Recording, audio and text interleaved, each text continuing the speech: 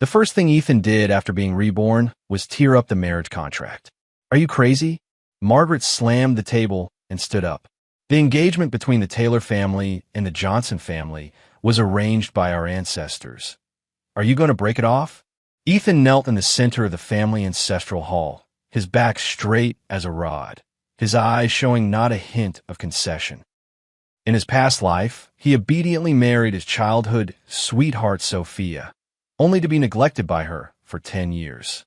Finally, when the earthquake brought down the beam that crushed his back, warm blood ran down along his eyelashes. But Sophia still carried Lucas and ran out of the villa without looking back. Mother. When Ethan lifted his eyes again, there was a coldness in them. There is someone in Sophia's heart.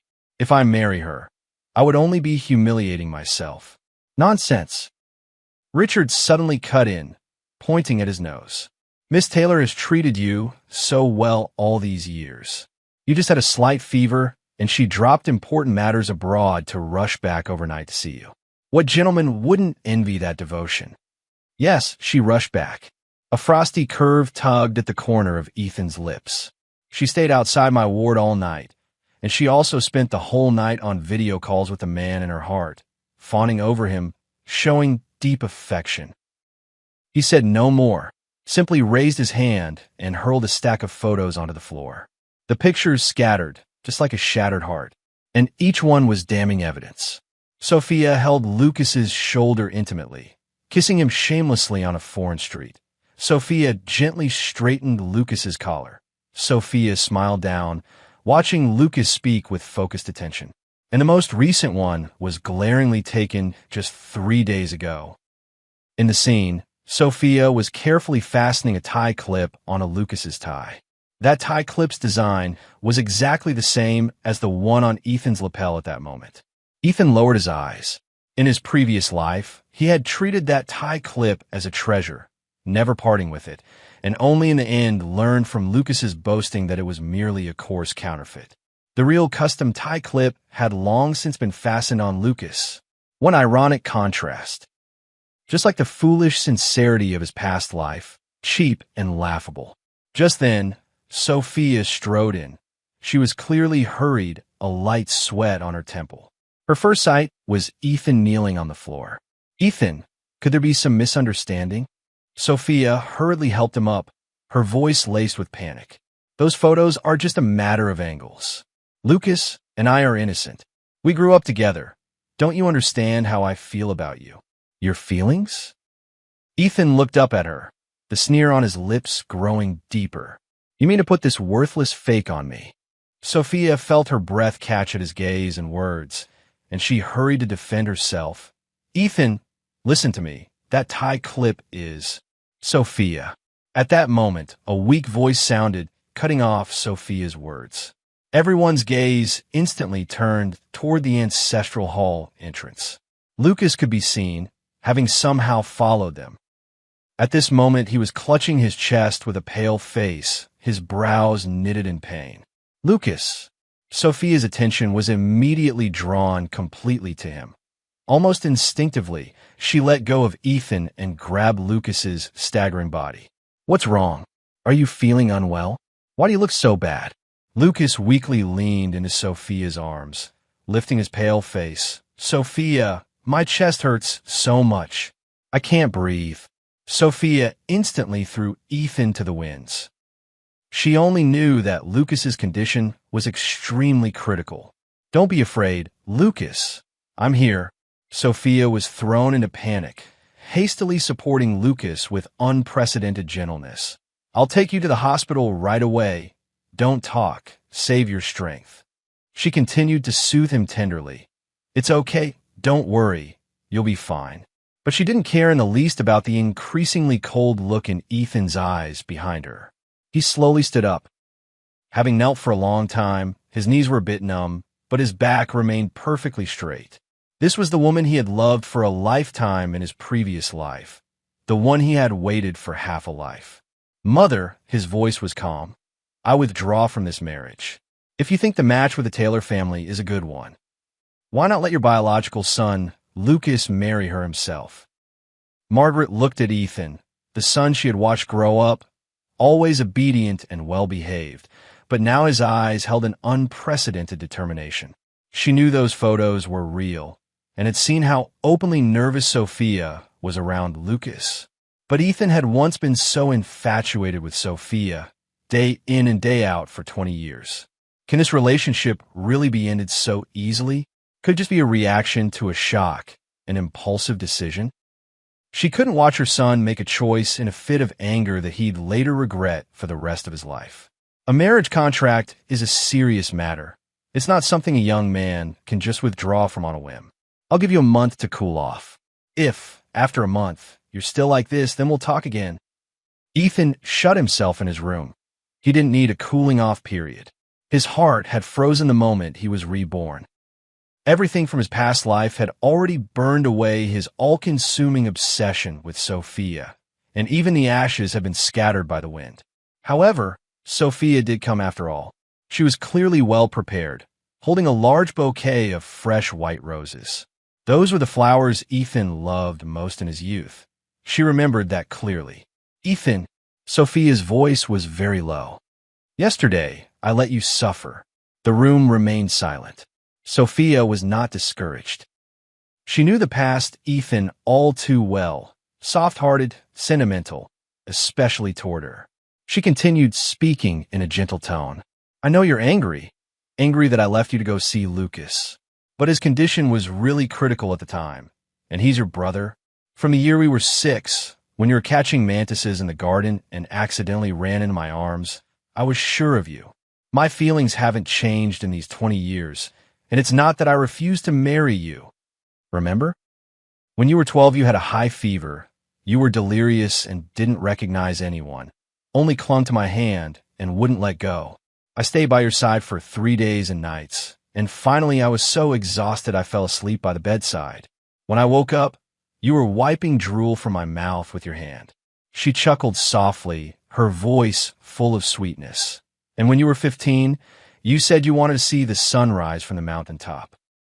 I secretly took you up the mountain at 3 a.m., but we got lost and shivered with cold, and in the end we didn't see the sunrise. You stamped your feet in anger, so I led you down the mountain and told you jokes the whole way. Inside the room, Ethan leaned against the cold door panel. Those beautiful memories had been recounted by him countless times in his previous life. But what did that matter? Sophia had already been secretly involved with Lucas. Sophia was still outside the door speaking with feeling. Ethan, I know this time it was my fault. I made you hurt. I promise I will never do it again. I will spend my whole life proving that you are my fate. Without you, I can't live. Her voice was full of pain and pleading. He took a deep breath and expressionlessly opened the door. Sophia's eyes brightened, but he did not take the bouquet.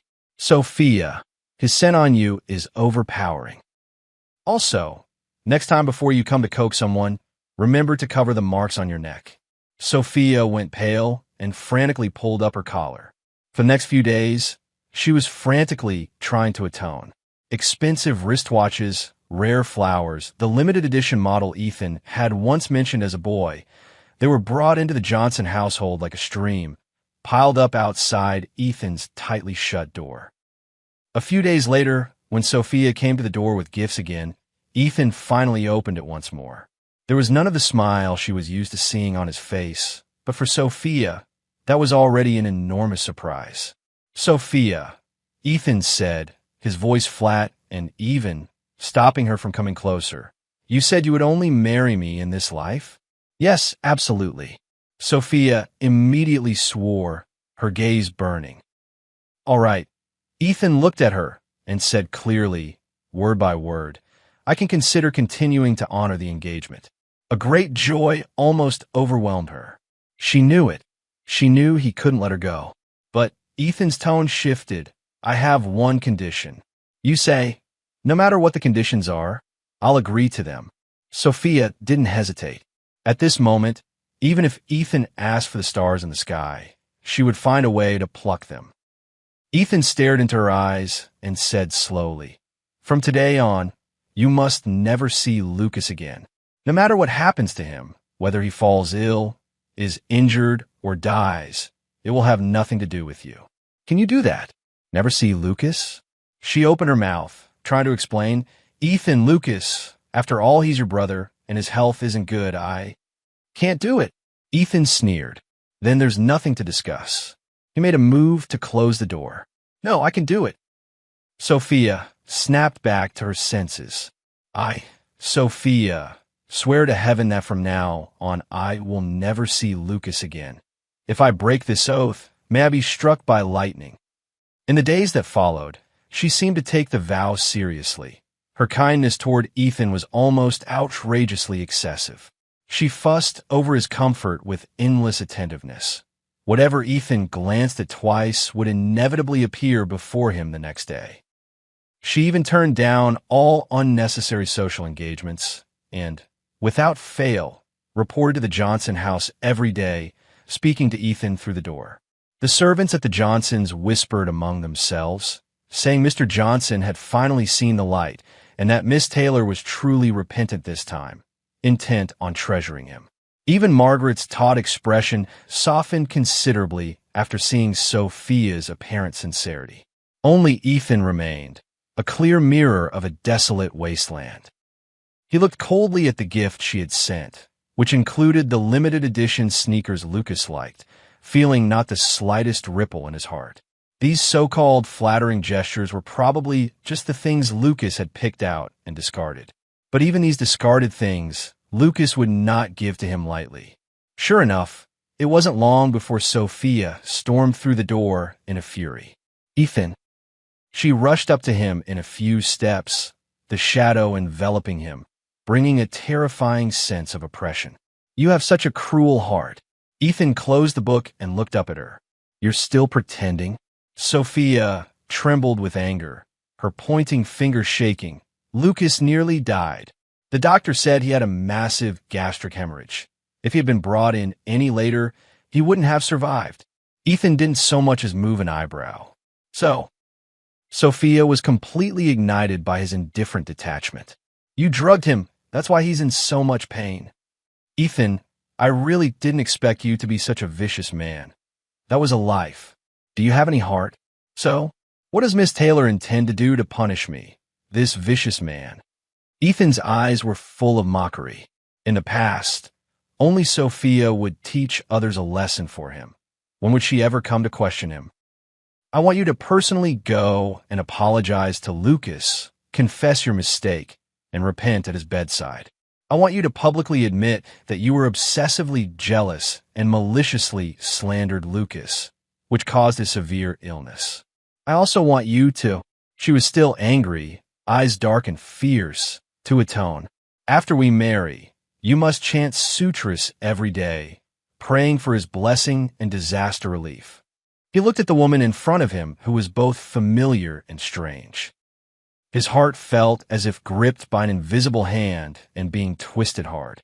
He instinctively raised his hand and clutched the lapel over his chest so tightly his fingertips went white from the strain. Why does it still hurt so much? He had clearly died once already, had clearly been hurt so many times, so why, when she looked at him with such loathing for Lucas, did his heart still feel as if it were being torn apart alive? Ethan, do you have anything else to say?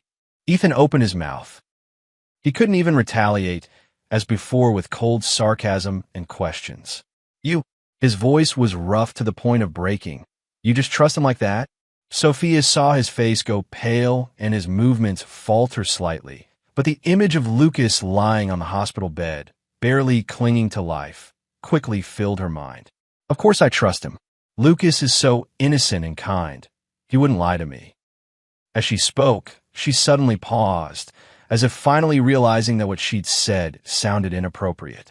The enormous irony made Ethan nearly laugh out loud.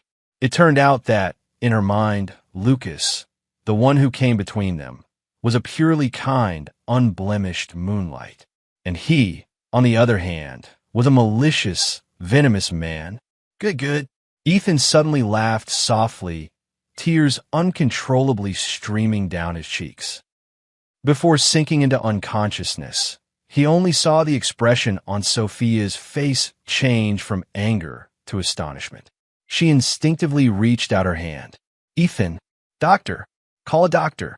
She spun around, carefully cradling him in her arms, then shouted to the servant outside the door.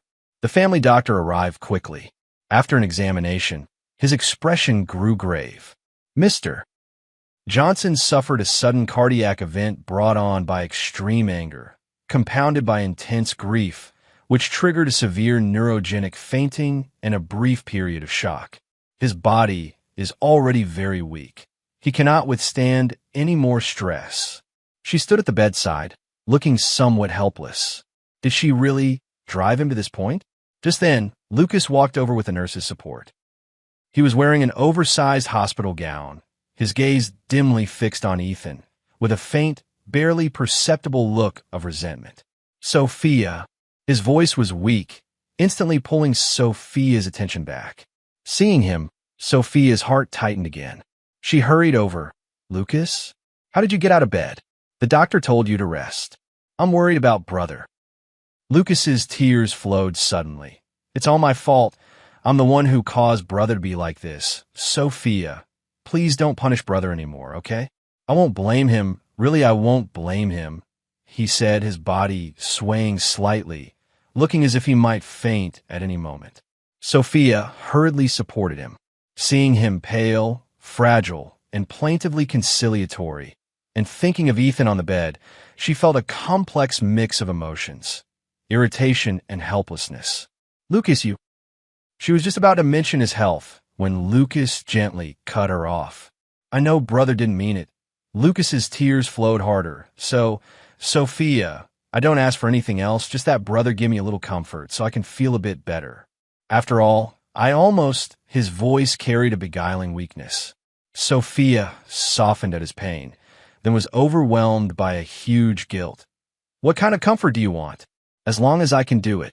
Lucas's gaze drifted toward the unconscious Ethan. The corner of his mouth curled into a barely perceptible, faint arc, but his voice sounded even more helpless. Brother is a genius painter. His paintings are said to be full of spirit, even by top foreign artists. I so want to see brother's paintings again. Why not have brother paint a picture for me with his blood? Blood is the source of life. A blessing picture painted with it would surely be the most effective.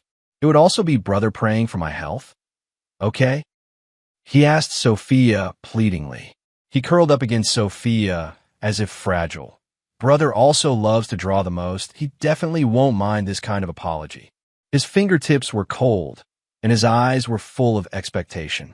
Sophia looked at this face that resembled Ethan by about 30% and thought of his frail health. Her eyelashes trembled. Okay, awake. Ethan slowly refocused his gaze and saw Sophia standing at the bedside. She stood with her back to the light, her features hidden in shadow, and she seemed to be holding something in her hand. What are you doing standing here? His voice was so hoarse it was barely recognizable. Sophia took a few steps closer, and only then did Ethan see the dagger in her hand. Lucas said, Sophia's voice was a bit dry. He wanted one of your paintings. Ethan stared at her in confusion. His not yet fully awake mind couldn't make any sense of that sentence. His gaze fell on the dagger, memories flooding back like a tide. Last year on her birthday, he had searched the whole city to find that foreign antique dagger, spending all his dollars. When she opened the gift, surprise flashed in her eyes, and there was that light kiss left on his cheek. Use this to draw blood. Sophia placed the dagger on the table. Those words were like a bucket of ice water, fully waking Ethan. He snapped his head up and looked at Sophia in disbelief, his lips trembling. You said what? Even though he'd been hurt 1,000 times in a previous life, he never imagined his beloved would put a knife down in front of him. Sophia avoided his gaze, her voice low. Lucas wants a blessing painting made with blood, as if to pray for his health. She paused, then added, he said your painting is the best, and if it's painted with blood, it will be more effective. Ethan considered atonement. Once this painting is finished, this matter will be over. I won't bring it up again. Atonement. Ethan repeated the word softly. What sin do I have to atone for? Sophia frowned, Lucas's body. That wasn't me. Ethan suddenly raised his voice, then began coughing violently from the force. He clutched his chest, and after the wrenching cough subsided, he lifted his head, bloodshot eyes, and said slowly and deliberately, "I never hurt him." Sophia pressed her lips into a line, and after a moment, she turned her face away. That's not important anymore. Lucas only wanted a painting. Just consider it granting him one last wish. Ethan looked at the way she avoided his gaze and suddenly understood something. He slowly sat up straight, his voice as light as a feather landing. You knew he was pretending, you knew it in your heart, but you still chose to believe him, didn't you? Fine, he said softly, I'll paint. Knowing full well that Lucas's illness was fake, he painted. Knowing full well that Lucas had drugged Sophia and had that one night with her to force his way into her life, he still painted. He knew full well Lucas was doing this out of hatred for him, having taken his husband's place for 20 years, yet he still painted. Sophia didn't seem to expect him to agree so readily. She froze for a moment. You? But Ethan looked up at her, a bitter smile tugging at his mouth. I want you to draw the blood yourself. Sophia's expression changed. What? You asked me to pray for his health, didn't you? Then you will come take the blood yourself. Every drop must pass through your hands. That way, he could completely give up. His voice was very soft.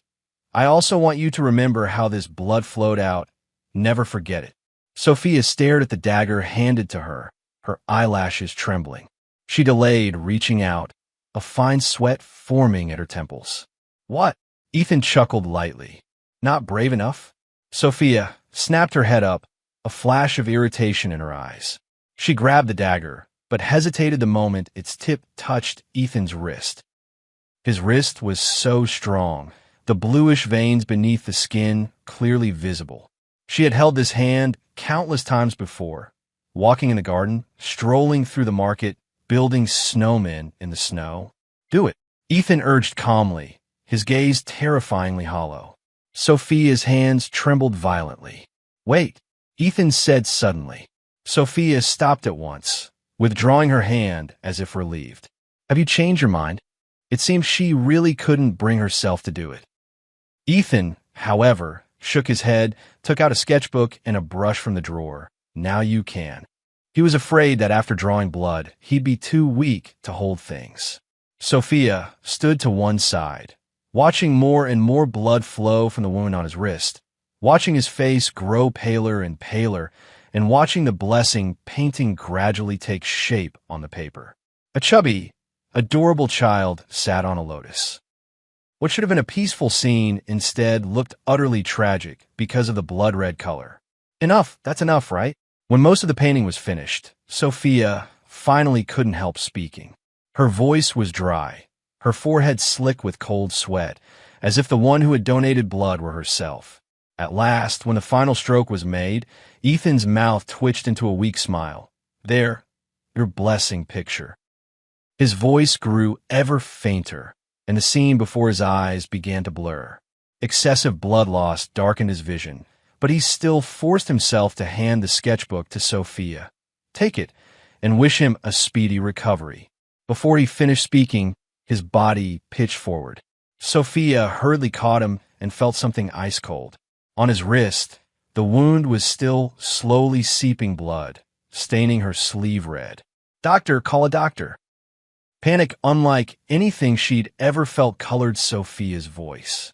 She held Ethan's feather-light body tightly and suddenly realized what she had done.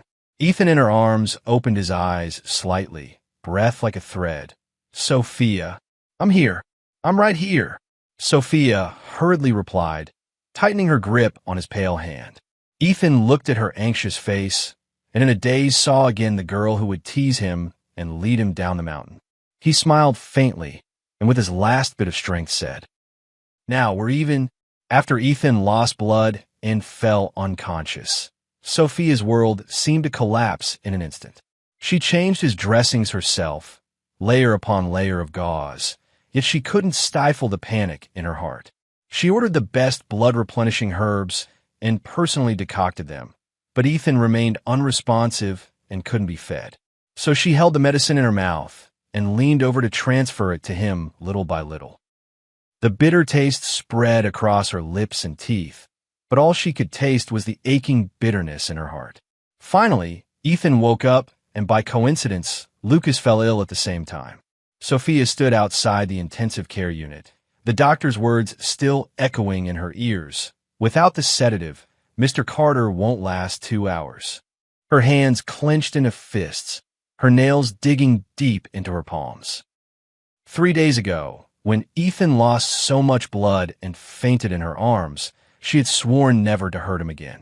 But now, she was about to harm him with her own hands. But it's all because he's trying to kill Lucas, she told herself. But when she pushed open Ethan's door, her heart still gave a sharp wrench. Sunlight filtered through his hospital gown, tracing the outline of his gaunt frame. The once proud, upright figure he had always taken pride in now looked especially thin. Ethan. Sophia's voice was frighteningly hoarse. Ethan did not turn, only lightly stroking the potted plant on the windowsill. It was the one Sophia had placed there the day he was admitted. She had said his favorite flowers would help him get better soon. Sophia strode forward in one breath, closed her eyes, and gripped his wrist. Lucas is about to die. You have to save him. Ethan finally turned around, a trace of scorn appearing on his pale face. Why should I? Because you owe him his life. I thought you sincerely wanted to apologize to Lucas before, but it turns out you wanted to shift the blame onto him. You curse him like this. Aren't you afraid of the backlash? Ethan sneered and tugged at the corner of his mouth, thinking Lucas was acting up again. But what could he do? Sophia would only believe her Lucas and would never trust Ethan again. She pursed her lips, but Sophia's words grew increasingly outrageous. If you don't save Lucas, Lucas will really die. If that happens, I'll accuse you of immoral conduct and harming a relative to annul the engagement. As she spoke, she reached out again to stroke Ethan's face, her thumb rubbing his cold cheek, just like countless times before. Ethan, don't force me. You know I don't want to take things that far with you. Cooperate nicely, and I'll make it up to you later, treat you twice as well. Ethan tilted his head slightly to avoid her touch. The engagement? He let out a light laugh. Haven't I already torn it up? She angrily pinched his chin. Ethan, the engagement I drew up back then was a life and death pact. Do you think tearing a piece of paper frees you from me? Dream on. Unless I voluntarily call off the engagement, as long as you live a single day, you will forever be Sophia's fiancé. Now, give me the blood from your heart. The last sentence landed, and she had thought she had gone too far and would have to make it up to him later. But the next second, Ethan's words threw her, who was already frantic, into an abyss. What if I say no? Ethan looked straight into her eyes, his gaze bottomless. Sophia suddenly laughed in anger, a smile that made the nurse at the door shiver. She let go of his hand and leisurely smoothed her skirt. If you really want to watch Lucas die, then don't blame me for using extreme measures. The nurses pushed the medical cart in with trembling hands. On were restraints and blood-drawing equipment. Tie him up, Sophia ordered coldly. Ethan did not struggle. When the nurses held him down on the bed and fastened restraints to his limbs, he simply stared up at the ceiling. There was a faint crack there, strikingly like the patch of starry sky he and Sophia had once looked at together as children. Once, she would call the family doctor in a panic in the middle of the night because a little cut from paper had nicked his finger. Once, without a word, she hoisted his slight body onto her back and walked 10 kilometers because he said he didn't want to take the car. Once, when he was pricked by a rose thorn, she tenderly kissed his fingertip and said, "My Ethan shouldn't have to feel pain." And now, she was pressing a cold alcohol swab against his chest with her own hands. One last chance. Sophia's voice was trembling, but the syringe in her hand was steady. Volunteer to give blood, and I'll let you go. Ethan closed his eyes, a sardonic smile tugging at his mouth. Sophia, do you know? When I was little, I always thought, how nice it would be if I could live in your heart. Sophia's hand trembled sharply.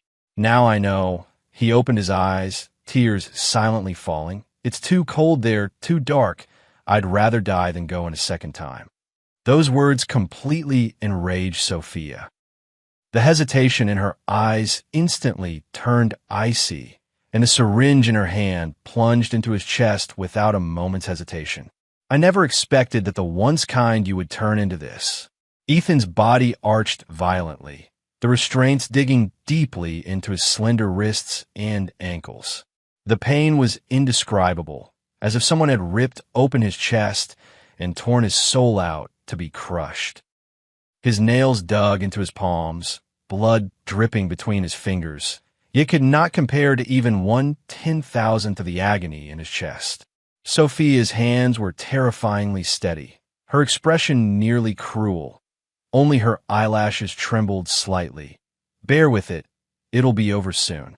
But he used to never let him endure. He would make him avenge grievances on the spot, speak of pain as it happened. Yet now, the person who reduced him to this wretched state is her. So those words no longer count, do they? When the syringe was finally full, Sophia quickly pulled out the needle and pressed cotton carefully over the wound. Ethan was already in such pain his consciousness was blurred. His pale lips were bitten until they bled.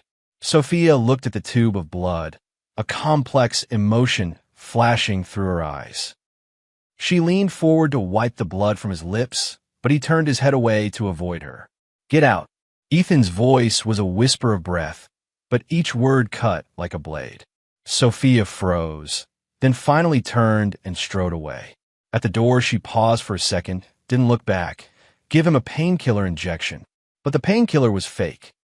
When the nurse trembled as she pushed the solution into Ethan's vein, his pale fingertips curled slightly, waiting for the drug to ease the heart-rending pain. But there was none, only sharper pain. His pupils constricted abruptly, cold sweat instantly soaking his hospital gown. His whole body began to convulse uncontrollably, the restraints cutting deep into flesh and rubbing it raw. He bit down hard on his lip, yet still couldn't hold back the whimper of pain. The nurse in charge of the injection looked toward the vial in panic, her face going deathly pale. No, this isn't a painkiller. This really wasn't a painkiller. It was something Lucas had prepared long ago, a solution that would make the nerves twice as sensitive to pain. He not only wanted Ethan to bleed, he wanted him to writhe in unbearable agony. Sophia hesitated a long time outside Lucas's ward. She still held the tube of blood that had just been drawn from Ethan's chest, her fingertips trembling slightly. She should have gone in immediately to save Lucas. But her mind was filled with Ethan's final look at her. So cold, so hopeless, like a farewell forever. She clenched her fist hard, then suddenly turned and strode back. "Miss Taylor," the doctor stopped her in surprise. "Mr. Carter's condition is very critical. We must." She shoved him aside and walked toward Ethan's room without looking back. She had to make sure he was okay. She had to see with her own eyes that he'd received a painkiller and was sleeping peacefully. She had to make up for him. Even if he was the one who'd personally harmed Lucas, he'd already paid dearly with his blood. She couldn't be so harsh with him. He was terrified of pain. If he accidentally bumped or bruised anywhere else, he'd start tearing up, let alone his most vulnerable heart. She had to soothe him first, then go save Lucas. But when she pushed the door open, she saw Ethan curled up on the bed in agony, his whole body convulsing, blood continually seeping from the corner of his mouth, while the nurse was frantically searching for the real painkiller. "What's going on?" She grabbed the nurse's collar, and her voice was terrifyingly hoarse. The nurse was so scared she started crying. "The medication was swapped. Mr. Johnson is in a lot of pain right now." "A lot of pain? More painful than drawing blood from the heart." She suddenly let go of the nurse, rushed to the bedside, tore off the restraints, and pulled Ethan into her arms. Ethan! His body was terrifyingly hot, cold sweat soaking through her blouse, and his fingers were digging in her arm, nails plunged into flesh as if trying to vent all his pain on her. Sophia's heart felt as if it had been torn open. She snapped her head up and shouted, "Check! Who changed the medication?"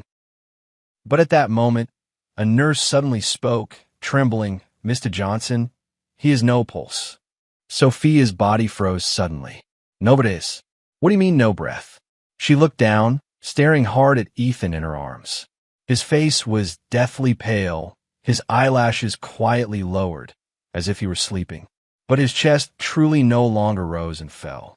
The warmth that had once belonged to him was also slowly fading. Impossible. Her fingers trembled as she pressed them to the side of his neck, but she really couldn't find a pulse. He was dead? He really dead? Her mind went blank, leaving only a ringing in her ears. Ethan, she called softly, her voice shattered and unrecognizable. Ethan, don't scare me. You promised to stay with me forever. But he didn't respond. He would never respond to her again. She sat up through the night until the doctor, frantic, ran in to tell her Lucas had woken, and she didn't move. Holding Ethan in her arms, feeling the warmth they once shared slowly turning cold, colder than the snowball fights they'd had. As it became clear the plan was about to fail, a nurse cautiously approached. Miss Taylor, please let him go. If you keep holding him like this, Sir will. Sophia shot up, her gaze vicious enough to kill. What did you say? The nurse took a step back in fright, but still forced herself to say, Mr. Johnson was very particular about appearances when he was young. He surely wouldn't want to be taken like this. We should tidy him up properly. He was very particular about appearances. When he was a child attending banquets, he always had to wear the most well-fitting suit. He fussed over even a single strand of hair, afraid of getting anything out of place. Sophia's fingers trembled slightly, and in the end, she slowly let go. She let him go, stumbled to her feet, her eyes hollow as if all the life had been drained from her. Change his clothes, she said softly. The best ones. When everyone had left the ward and only Ethan's body remained, a nurse quietly slipped back in. She quickly checked Ethan's pulse, and when she confirmed he was only in a death-like state, she let out a breath. Mr. Johnson, the people your mother arranged are already waiting at the back door, she whispered. We have to hurry. Ethan slowly opened his eyes, an icy clarity shining within them. He had already arranged with his mother's people to fake his death and escape. He just hadn't expected to undergo such a purgatorial torment before carrying it out. Sophia had taken the blood from his chest with her own hands. Lucas had someone switch his painkillers, leaving him in unbearable agony. They were each more vicious than the last. He struggled to sit up, forcing himself to bear the stabbing pain in his chest, his voice hoarse. Let's go. When they arrived at the Johnsons', he looked up at his mother. Are you asking me whether it's true that I don't want her anymore? Margaret looked at him and slowly nodded. Though she knew she was asking a question she already knew the answer to. I'd already made up my mind within a month. His voice was soft, yet every word was clear. I will completely give Sophia to Lucas. It was true. She didn't want her. It was also true. She no longer dared to want her. Margaret closed her eyes and finally let out a long sigh. Fine. She should have seen it sooner. Her son should not be treated like this. What do you plan to do next? Margaret asked. Ethan looked out the window. Go abroad. Several reclusive top-tier painters contacted me before, but because Sophia was in the country, he couldn't bear to leave. Now he should go. Margaret took Ethan's remains. Sophia stood in the Johnson family's old house, clutching the ashes Margaret had given her. He's been cremated. Margaret's voice sounded a little weary. I had someone prepare him and put him in his favorite suit. Sophia's knuckles were white. She was almost crushing the small urn. She didn't believe it. She didn't believe he was really dead. She didn't believe that the light, airy box of ashes was once the living Ethan. Why wouldn't you let me see him one last time? Her eyes were bloodshot, her voice extremely hoarse. Margaret's gaze, however, carried an unprecedented coldness, no longer the gentleness she'd shown her since childhood. Sophia, think about the terrible things you've done yourself. Do you even deserve it? Sophia's breath caught. You personally took his blood, personally drove him to a dead end. And now, what are you pretending to be so deeply moved? Margaret sneered. This box of ashes is the last bit of decency I'm giving you, out of respect for the fact that he once loved you. She didn't even have the right to rebut, because every word Margaret said was true.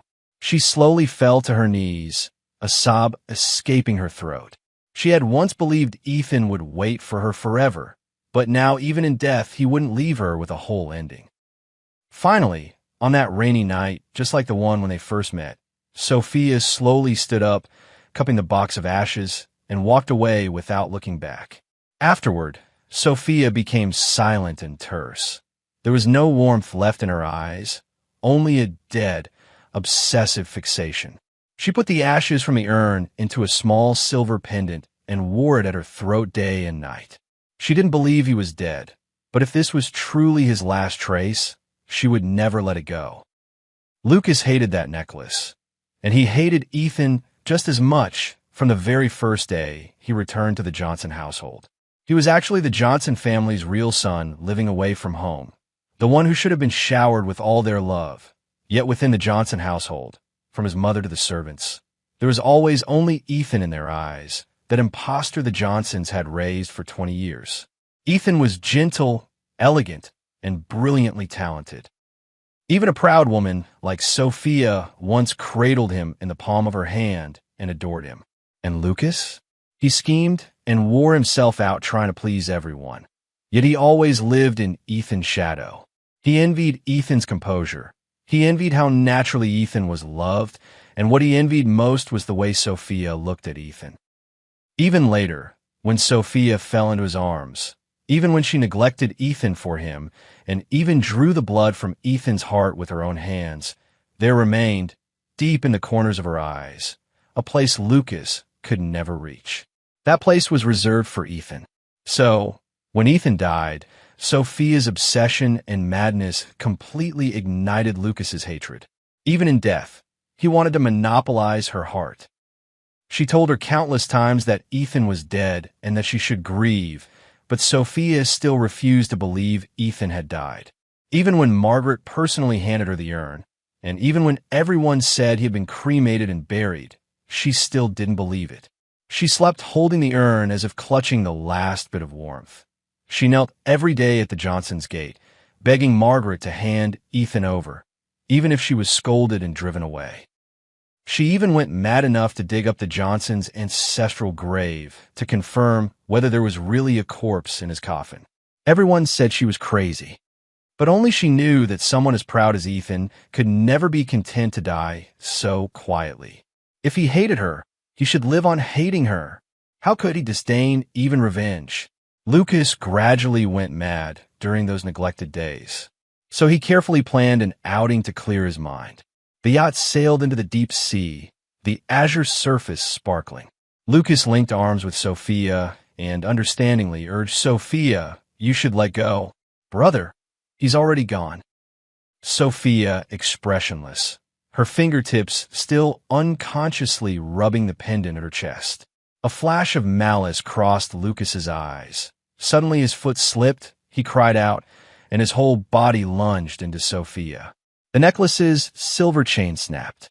When he bumped her, Sophia failed to steady herself, and the pendant fell straight into the sea. Sophia's pupils contracted sharply. The next second, without hesitation, she jumped in. The icy seawater engulfed her instantly, but she ignored it and forced herself down, her fingers clawing wildly through the water, trying to retrieve the pendant. That was the last thing he left her. She couldn't throw it away. The people on the boat were in chaos. Lucas clutched the railing, unable to believe she would jump into the sea for that speck of ash. "Hurry! Save her!" A few sailors quickly jumped in and struggled to pull Sophia back aboard. She was soaked through, yet her hand clutched the pendant tightly, as if holding onto her last thread of obsession. Just then, a curious passenger on the boat suddenly uttered, this is ashes." The person leaned in to look, frowning. "No, this texture, however you look at it, it seems like incense ash." Sophia snapped her head up, her gaze sharp as a knife. "What did you say?" The man was startled by her gaze, but still forced himself to say, "I work in the funeral industry." The texture of cremains and incense ash is different. This is clearly the kind of incense ash commonly found in foreign temples. He cautiously probed, sounding a bit worried. Your relative's body wasn't taken by the crematorium for recycling, was it? For a moment, Sophia's breath stopped. Incense ash? Not cremains? She knelt by the sea, soaked through, then suddenly bowed her head and laughed. That smile was manic and despairing, sending chills through everyone nearby. Ethan, he didn't die. He never died. Ethan, you really are ruthless. Even death, you had a fake. Ethan, she murmured his name, fingertips tracing the empty silver pendant, her eyes filled with an almost pathological obsession. Do you think you can escape? She stopped sinking into despair and began relentlessly grinding down the Johnson Group. She poached the core employees of Johnson Group at high prices. She cut off all of Johnson Group's funding, leaving it friendless. She even spread rumors in the business world, smearing Johnson Group as having stolen Taylor Group's secrets, throwing Johnson Group into a public relations storm overnight. Johnson Group's stock plunged, and Margaret was in a panic. But no matter how she pleaded or negotiated, Sophia only looked at her coldly, utterly unmoved, her eyes rimmed with crimson. Hand Ethan over. It was the phrase she said most often, and it encompassed all her aims. Margaret gritted her teeth. He's dead. Knowing she couldn't extract anything from the Johnson family, Sophia smiled, her smile icy. Then you'll go down with him. When business tactics couldn't force Ethan out, Sophia completely tore off her gentle disguise. She personally led people into the Johnson house, pinned Margaret to a chair, and strapped a kilogram of explosives to her. Live, she ordered her subordinates. The camera turned on. Sophia stood behind Margaret, her finger lightly resting on the detonator, smiling at the screen. Ethan, she said softly, her voice as tender as a lover's whisper, I know you're watching. I'll give you 3 days. If you don't come out. Her fingers lightly stroked the detonator, a mad smile in her eyes. I'll have the entire Johnson family accompany you to the grave. Ethan still came in the end. As soon as his plane landed, he was surrounded by men in black. Before he could even call for help, his mouth and nose were covered and he was dragged into a car. When he woke again, he was tied to a chair in the Johnson house hall, his wrists bound with delicate ribbons, his ankles locked with iron chains, with no room to even struggle. The moment the blindfold was ripped off, under the blinding light, he saw Sophia standing before him, her face as beautiful as ever, but those eyes of hers had completely gone mad. She looked at him, a smile of extreme tenderness curling at the corner of her mouth, yet her eyes were full of fanaticism. Ethan, she called his name softly, so gently it sent chills down his spine, as if there had never been any betrayal or hurt between them. You're finally back. Ethan looked at her coldly and said nothing. Sophia didn't care either. She turned and clapped her hands. 2 bodyguards dragged in a frail figure and dumped him on the ground like trash.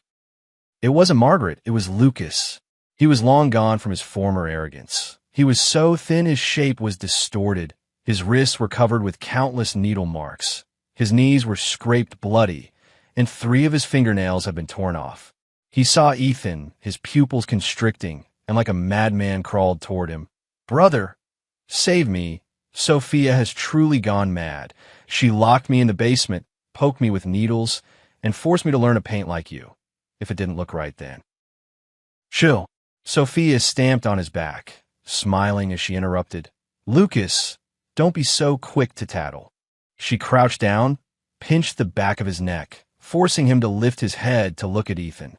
See, your brother has come back. Aren't you the most jealous of him? Now, I'll give you a chance. In front of me, prove that you're stronger than him.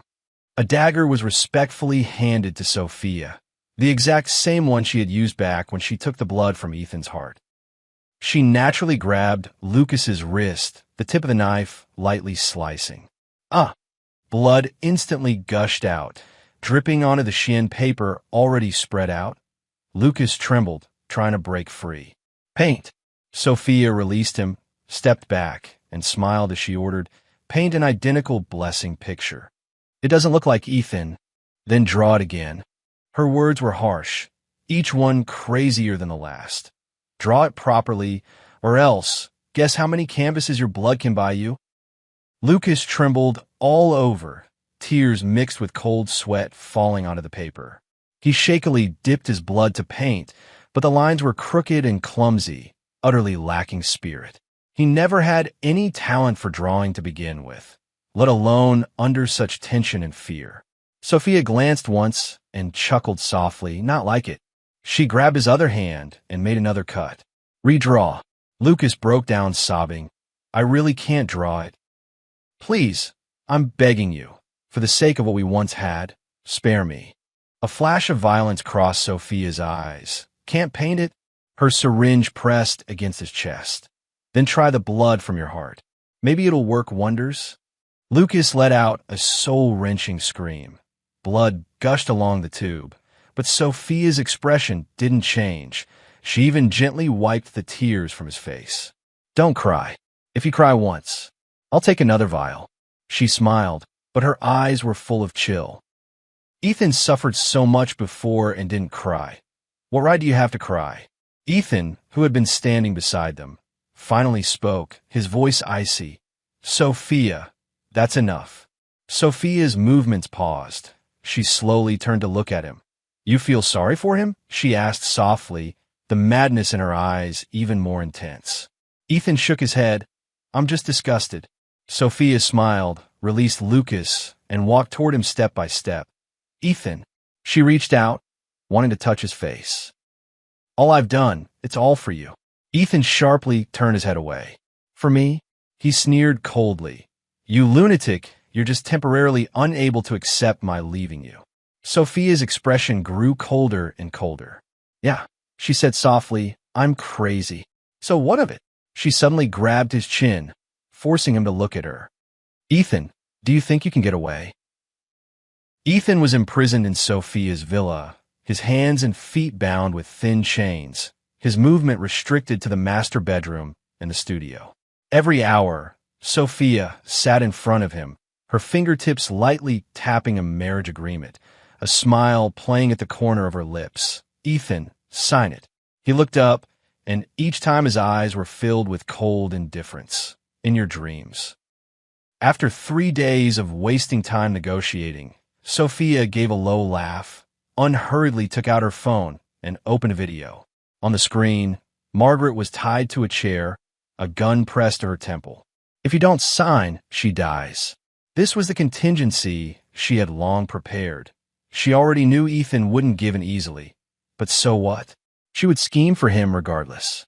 Ethan's fingertips dug hard into his palm, drops of blood seeping out, yet he couldn't feel the pain. He stared at Sophia, his voice hoarse. What exactly do you want? Sophia leaned forward, her fingertip tracing his pale lips, a sickly tenderness in her eyes. I want you to stay by my side. I want you to become my husband tomorrow. I want you to hang those paintings, all the paintings you took of us, all over our new home. From a moment she learned Ethan faked his death, she knew that when he went abroad, he had taken 2 paintings with him. The first, a summer night when they were 17, Sophia and he climbed onto the old house roof to watch the fireworks. He was afraid of heights and clung tightly around her neck while she laughed and covered his eyes, saying, if you're scared, don't look, just listen. But in the end, he still peeked through her fingers and saw her profile, which was unbearably gentle. The second, the winter when he was 19, he waited for her under the Taylor Group building to surprise her, but his fingers went numb from the cold. When she came out and saw him like that, she angrily breathed on his hands the whole way and kept calling him an idiot. These paintings were the memories he had treasured most. He took them abroad, mixed them into his new works for an exhibition, and hadn't yet had the chance to burn them. And that lunatic Sophia not only forced him to sign, she also forced him to personally hang the paintings in the new house and decorate the new home. And to prevent Ethan from escaping, she hurried the marriage. Their wedding was not in a church, nor at the place where they first met, but at an auction. On the night of the auction, Sophia personally dressed Ethan in a suit, fastened a diamond brooch as heavy as shackles on him, and then led him into the venue. Everyone's eyes fell on him with envy, but he had not a trace of joy about the marriage. For so many years he had imagined ending up with Sophia, growing old together. But now, there was not a shred of happiness in his heart. Yet on the big screen, instead of a happy wedding photo, were the pieces of evidence exposing Lucas. Long before he was tormented senselessly, Sophia had already prepared this evidence. Photos of Lucas sneaking into Ethan's room late at night and secretly switching his sedatives. Surveillance footage of Lucas forging bed photos after drugging Sophia's drink. Video of Lucas bribing a doctor to spread the story that Ethan had poisoned someone. Finally, there was a recording. Lucas screamed hysterically. "It was me, I did it all. I never had a serious illness. The gastric bleeding was fake. I wanted Sophia to hate him. I wanted Ethan dead." The whole hall erupted in uproar. At that moment, Sophia led Ethan up to the auction stage, smiling lightly at the cameras. "Thank you all for witnessing this. Today, I will be formally marrying my fiancé, Ethan."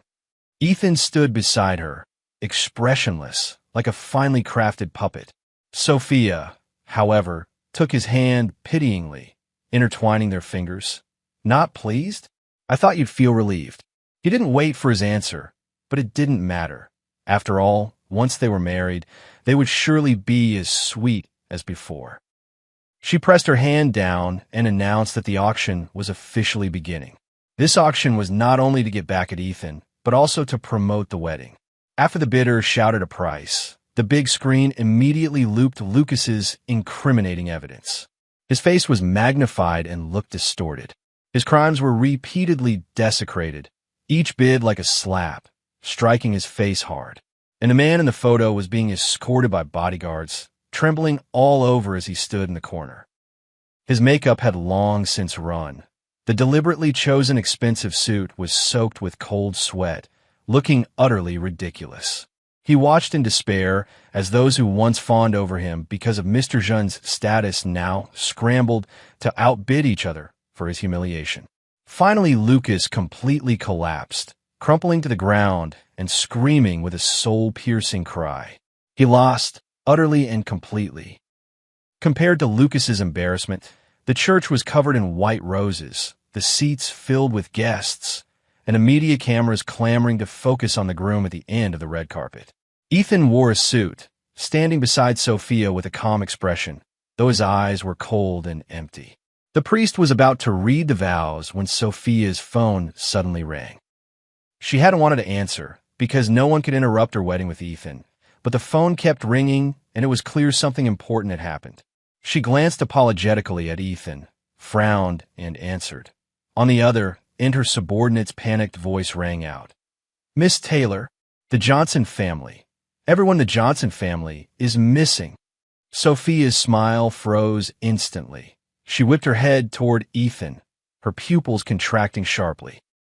He stood there quietly, the corners of his mouth slightly upturned. He was laughing at her. As it turned out, he had planned this all along.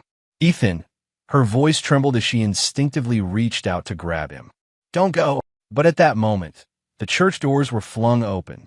Chloe stood in the doorway in a black short dress, her expression cold, dozens of black-clad bodyguards behind her. Her gaze swept over the guests and landed directly on Ethan. "I'm here to take him." Sophia's expression darkened completely. She grabbed Ethan's wrist tightly, her grip very strong. "Aunt Chloe," she sneered, asserting her claim, "this is my wedding." "Your wedding?" She glanced coldly at the red mark on Ethan's wrist, even more chill in her eyes. "A marriage forced upon someone. Does that deserve to be called a wedding?" Sophia suddenly pulled Ethan behind her, her gaze ferocious. "He is mine. He wasn't anymore the moment you started threatening him." Chloe raised her hand, and the bodyguard behind her immediately closed in. Sophia's people also stepped forward at once. The two sides faced off, tensions running high. But Sophia's madness exceeded Ethan's imagination. She actually suddenly raised her hand and pointed a gun straight at Chloe's forehead. In broad daylight, she dared to act, and she targeted her own little aunt. Just as the atmosphere reached a boiling point, Ethan suddenly yanked his hand free from Sophia and stepped in front of Chloe. Ethan, Sophia looked at him in disbelief. He raised his eyes, his gaze calm. Sophia, that's enough. Sophia's breath caught. The madness in her eyes nearly spilled over. You choose her? You actually choose her? I grew up with you. Who does she think she is? Ethan didn't answer. He just watched her quietly. Do you believe I'd take you down with me? Without waiting for his response, she gripped the gun in her hand like a madwoman. Ethan's pupils constricted, but in the end he remained standing where he was. Her eyes were red, and the hand holding the gun kept trembling. Her finger rested on the trigger, shaking for a long time, but she never managed to pull it. She went mad, but in the end, she still couldn't bring herself to hate him. Ethan looked at Sophia and finally spoke. Sophia, you lost from the very beginning. His words cut to the heart. I came back to the country not to compromise, but to mislead you. Only by making you think I couldn't escape would you let down your guard over the Johnsons, so my family could leave safely. Sophia's face drained of color in an instant. She suddenly realized he had done it on purpose.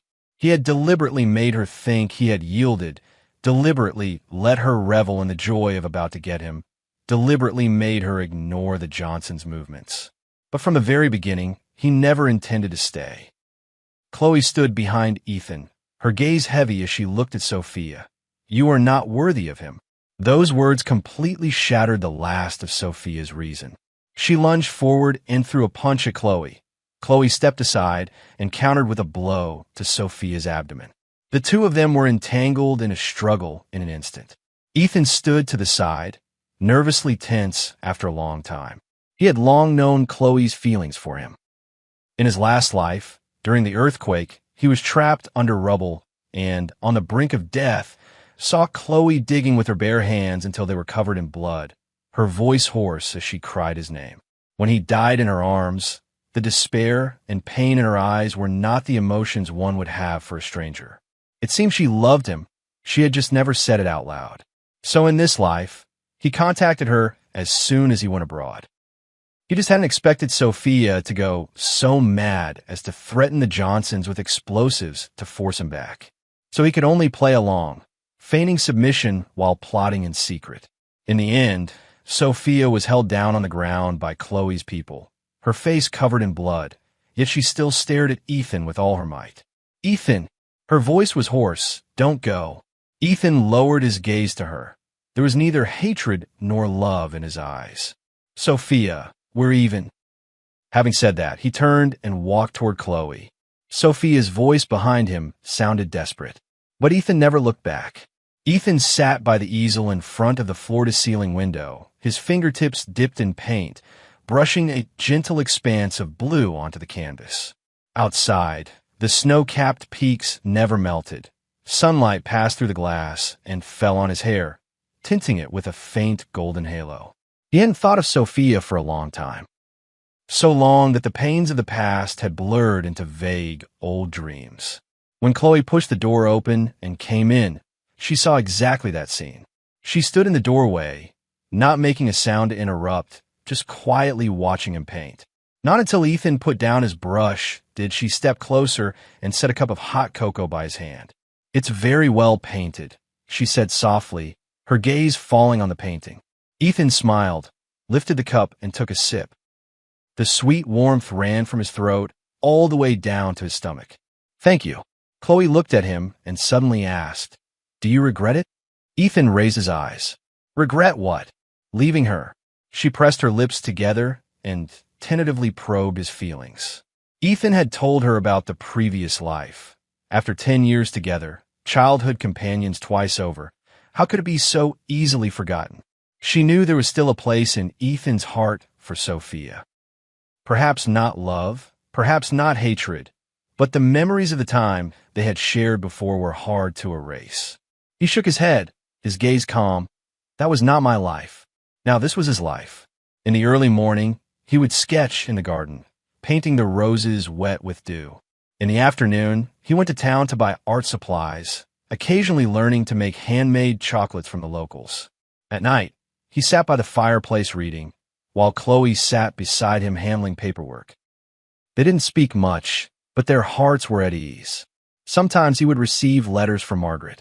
The letters said the Johnsons had regrouped, and Lucas had fallen completely silent after the previous scandal. And Sophia, she had gone mad. Not a figure of speech, she was truly insane.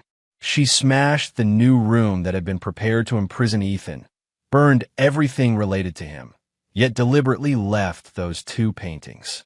She hung them in the bedroom, facing each other day and night. A punishment for herself and, in a way, atonement for him. Ethan finished reading the letter, folded it calmly, and put it into the drawer. Those past events had long ceased to concern him. But Ethan hadn't expected to hear news of Sophia again in this way. She'd been in a car accident. To save a little girl darting across the road, she rushed into traffic and was struck, thrown several meters. Though her body was covered in blood, she clutched the terrified child protectively. In the news photos, she lay on a stretcher, blood soaking her shirt, yet there was a faint smile at the corner of her mouth. Just like many years ago, the girl who would shield him from the wind. Ethan stared at the photo, his fingertips trembling slightly. He thought he no longer cared, but his heart felt as if gripped by an invisible hand, aching so badly he could hardly breathe. Sophia was fortunate to survive, but the doctors said her brain was damaged. Her memory was stuck at 18, the age before she met Lucas. She was still the girl whose whole heart and eyes were filled only with Ethan. The first thing she did upon waking was pull out the .4 and stagger out of the hospital. "Where's Ethan?" she asked every nurse she could find, her eyes frantic and stubborn. "I need to find Ethan." No one dared tell her the truth. It wasn't until she dug out her old phone and found that Ethan had been in Switzerland that she ignored the doctor's objections, dragged her battered body through, and caught the earliest flight out. Ethan was mixing colors in the studio. He frowned and stepped outside, only to see Sophia standing in the yard with a bandage wrapped around her forehead, but her eyes were sparkling. "Ethan," she saw him and grinned, like a child who had finally found a home. "I found you." Ethan froze where he stood. It was a smile he hadn't seen in a long time, pure and fervent. Sophia tried to run toward him, but staggered from her injury and almost fell. Ethan instinctively took a step forward, then stopped himself abruptly. Why are you here? And why do you look like this?" His voice was hoarse. But Sophia seemed not to notice his distance. Her eyes curved into crescents. "I've come to marry you." She pulled out a crumpled little notebook and, as if offering a treasure, handed it to him. It was a handwritten wedding planning list. It was densely filled with 18-year-old Sophia's hopes for the future. Take Ethan to Iceland to see the northern lights. Have the wedding in a seaside chapel. Get a cat because Ethan likes them. Ethan's fingertips trembled slightly. He looked up into Sophia's expectant eyes. His throat felt as if something were lodged in it. This was the future he had once wanted most, but now he no longer dared to believe in it. Chloe had appeared behind him at some point, coldly looking at Sophia. "Get out." Sophia was stunned for a moment, then frowned. "Who are you?" "His fiancée now." Sophia's pupils contracted as she suddenly looked at Ethan. "Ethan, is what she said true?" Ethan opened his mouth, but couldn't make a sound. Sophia's expression dimmed bit by bit, yet she stubbornly remained where she stood. "It's okay." She forced a smile, her voice as light as a feather. "I can pursue you again." Late at night, Ethan stood by the window, watching Sophia downstairs who refused to leave. She was wrapped in a coat, sitting on the bench, curled up from the pain, yet stubbornly looking up at the window that belonged to him, just like the girl who once waited for him to finish class. Chloe walked up beside him, was silent for a moment, then suddenly said, "You can choose her." Ethan shook his head. "I won't make the same mistake again." "But what if?" Chloe's voice was low. "She's really just an 18-year-old Sophia now?" Ethan was stunned. Outside the window, snowflakes drifted down, covering Sophia's shoulders. She merely looked in his direction, her gaze as pure as ever. When he searched his heart, he couldn't bring himself to be cruel. Why is first love said to hurt? Because whether first love is salty or sweet, bitter or sour, It is the most unforgettable memory. If the lover who once hurt you is replaced by someone who still loves you, would you hate her or love her? Ethan couldn't decide, so he shut himself away. He locked himself in the studio, drew the curtains, didn't answer calls or reply to messages, as if that could shut that stubborn girl out of the world. But Sophia was like a fire that could not be extinguished, so fervent there was nowhere to hide. In the morning, when he opens the window, he finds different flowers on the windowsill, and on the petals a small line is carefully written, "Ethan, good morning." When the doorbell rings, the delivery person brings his favorite dessert, and on the card a clumsy, smiling face is drawn. "I remembered you like this." When he occasionally comes out of the studio, he sees a soft blanket on the garden bench with a thermal bag of hot milk beside it, and at the bottom of the cup a note pressed. "It's cold, don't catch a cold." She seems to have stopped chasing him, quietly telling him in the clumsiest way, "I'm here." Just like when she was 18, she climbed over the wall into the Johnsons' backyard to placate his sulking, ended up chased by security for 3 blocks, yet still clung tightly to the box of strawberry cake he had casually said he wanted to eat. Ethan stood by the window, looking at that slight figure downstairs. Snow covered her shoulders, but she merely tilted her head back, cupping her breath and rubbing her hands, hopping occasionally to keep warm, like an inexhaustible girl. He suddenly remembered many things. On her 17th birthday, she secretly skipped class with him to go to the beach. They both got sunburned so badly their skin peeled, yet they still grinned like fools and wrote each other's names in the sand. On the first snowy night after they made things official, she stole a kiss with him in a corner of the library, but the librarian caught them. They ran hand in hand through the snow, ending up covered in it. Those memories were too beautiful, so beautiful that they frightened him. He feared that it was all an illusion, afraid that one day he would wake up and she would have reverted to that cold, cruel Sophia, more afraid that she would soften. He can't stand seeing you freeze. Chloe tossed the umbrella to her, sneering, "If you're going to chase someone, do it openly." What kind of skill is playing the martyr? Sophia's ear tips flushed red, but she stubbornly lifted her chin. "I'm not playing the martyr. I really want to wait for him." Chloe stared at her for a few seconds, then suddenly turned around. "Follow me." When Ethan heard the knock and opened the door, this was the scene he saw. Chloe standing at the entrance holding Sophia, who was covered in snow, and the girl was cradling that long cold cup of milk like a treasure. "She's too noisy," Chloe said, pursing her lips. "You handle it." After saying that, she released her grip and turned to leave, leaving the space to them. Sophia stood at the door helplessly, while Ethan suddenly had tears in his eyes. "Why?" His voice trembled. "Why does it have to be now?" Why? Just when he finally learned to let go, did she return in the cruelest way? Sophia panicked, wanted to step forward, but didn't dare. In the end, she merely set the milk gently on the table. "Don't cry. I'm leaving now." As she turned, Ethan grabbed the hem of her coat. The car accident was real, and the rescue was real. Ethan couldn't keep playing along with her. But the amnesia? "Sophia, you're overacting." Her expression gradually darkened, and finally she let out a low laugh.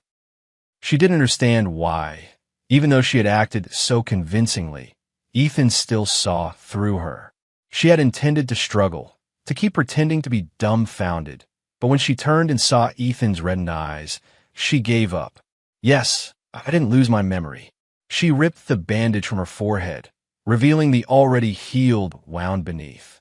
"But I'd rather be mad." She pinned him against the wall. "Do you know how I spent this past year? I watched you and Chloe together all the time, watched you hang the paintings you drew yourself in her house.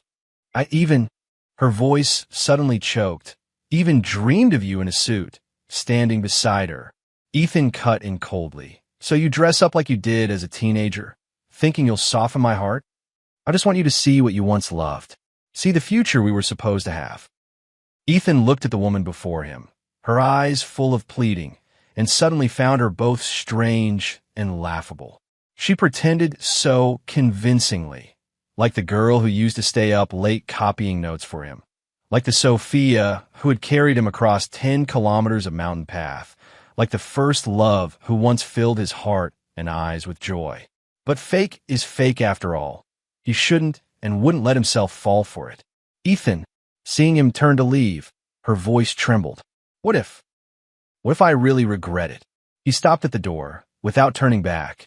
Sophia, do you know why a broken mirror is hard to mend? Because even if you piece it back together, the cracks will always remain. That day, Sophia ultimately let him go, but in the end she still couldn't let go. She stood on the top floor of Johnson Group, the wind howling behind her, cameras in front of her. Ethan, her eyes were full of obsession. I'm giving you one last chance. Come back to me, or watch me jump. She knew he was watching. She knew he had a soft spot.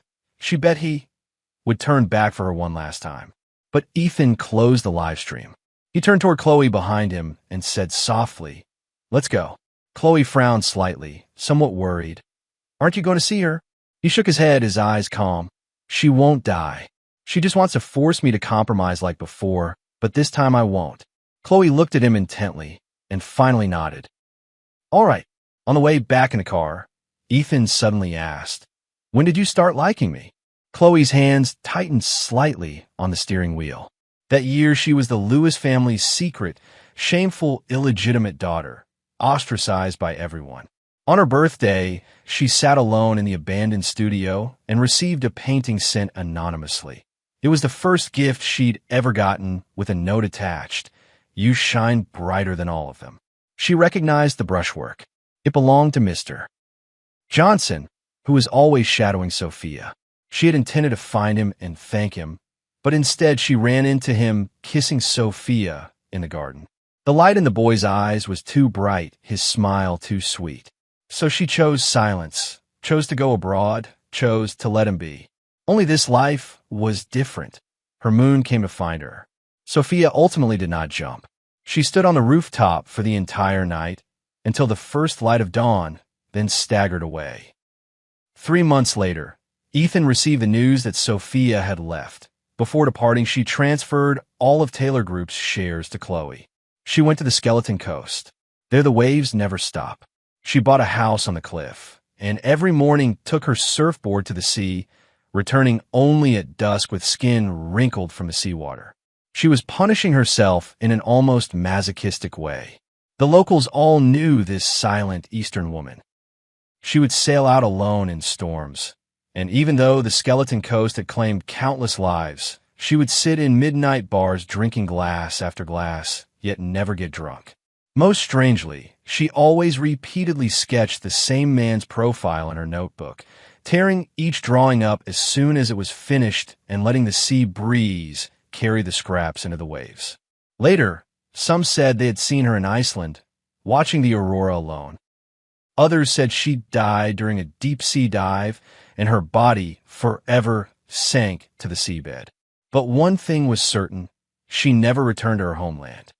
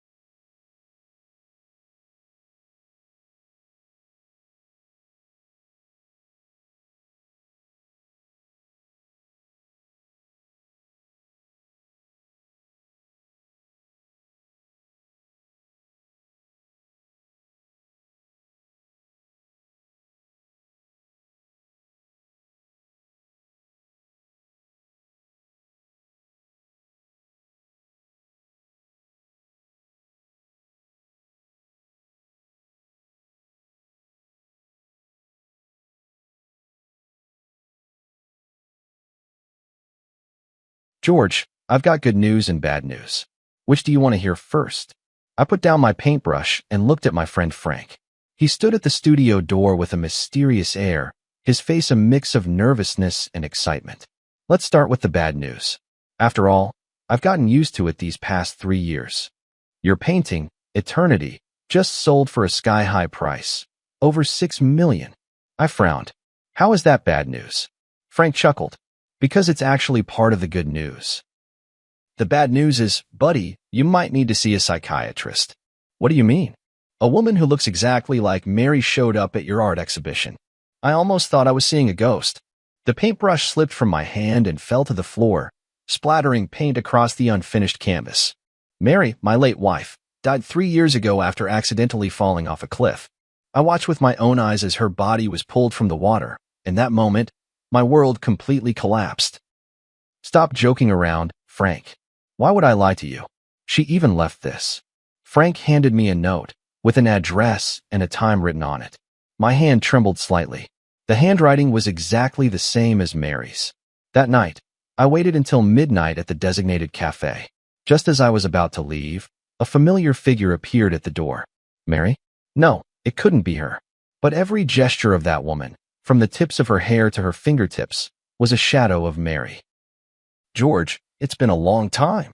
She sat across from me, and the familiar voice nearly made my heart stop. Who are you? I struggled to remain calm. I'm Mary, your wife. She smiled and reached out her hand. There was a scar on her palm, the mark Mary got when she accidentally cut herself on glass at 15. Impossible. Mary is already dead. She laughed softly. That was just an accident. I fell off the cliff and was saved by a reclusive old doctor. I lost my memory from the injuries and only recently remembered everything. As she spoke, tears began to fall with an expression I knew all too well, the look Mary wore whenever she felt wronged. I know it's hard to believe, but I really am Mary. I couldn't believe my eyes. The shade of lipstick Mary loved most, the faint little mole beneath her left ear, the unconscious habit of rubbing her ring while speaking. Everything was so familiar. You? Are you really Mary? She nodded and took a small box out of her bag. This is the proof. Inside the box was the first piece of jewelry Mary ever designed. A sapphire ring, the only one of its kind, never mass-produced.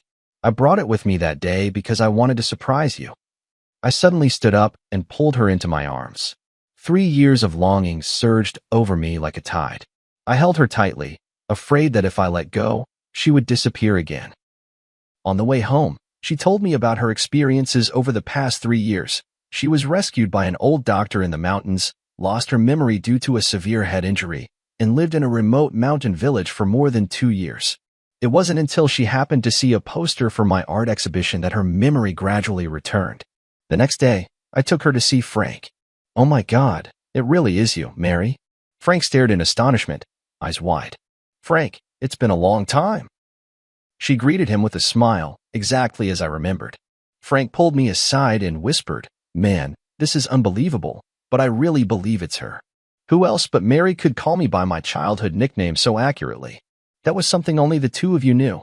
A week later, Mary officially returned. We held a small welcome party for her.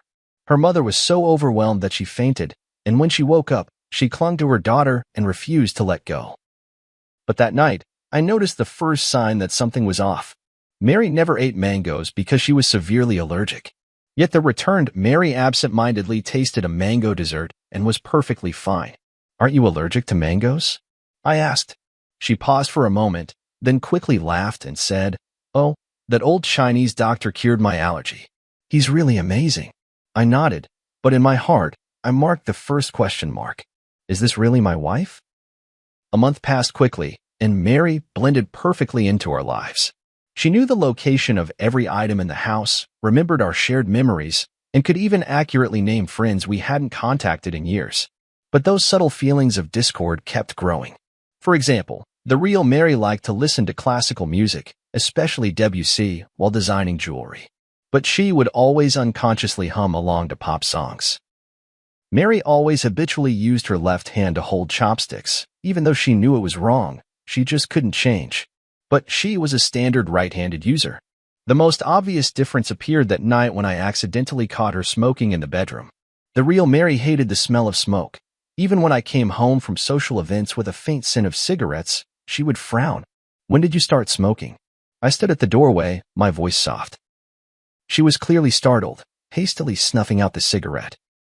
This is a herbal cigarette for treating insomnia, prescribed by an old Chinese doctor. I nodded, not pressing further, but the doubts in my heart only grew deeper. The next day, I went to find Frank. Help me check if, in the past 3 years, plastic surgery technology has advanced enough to achieve this level. Frank's eyes widened.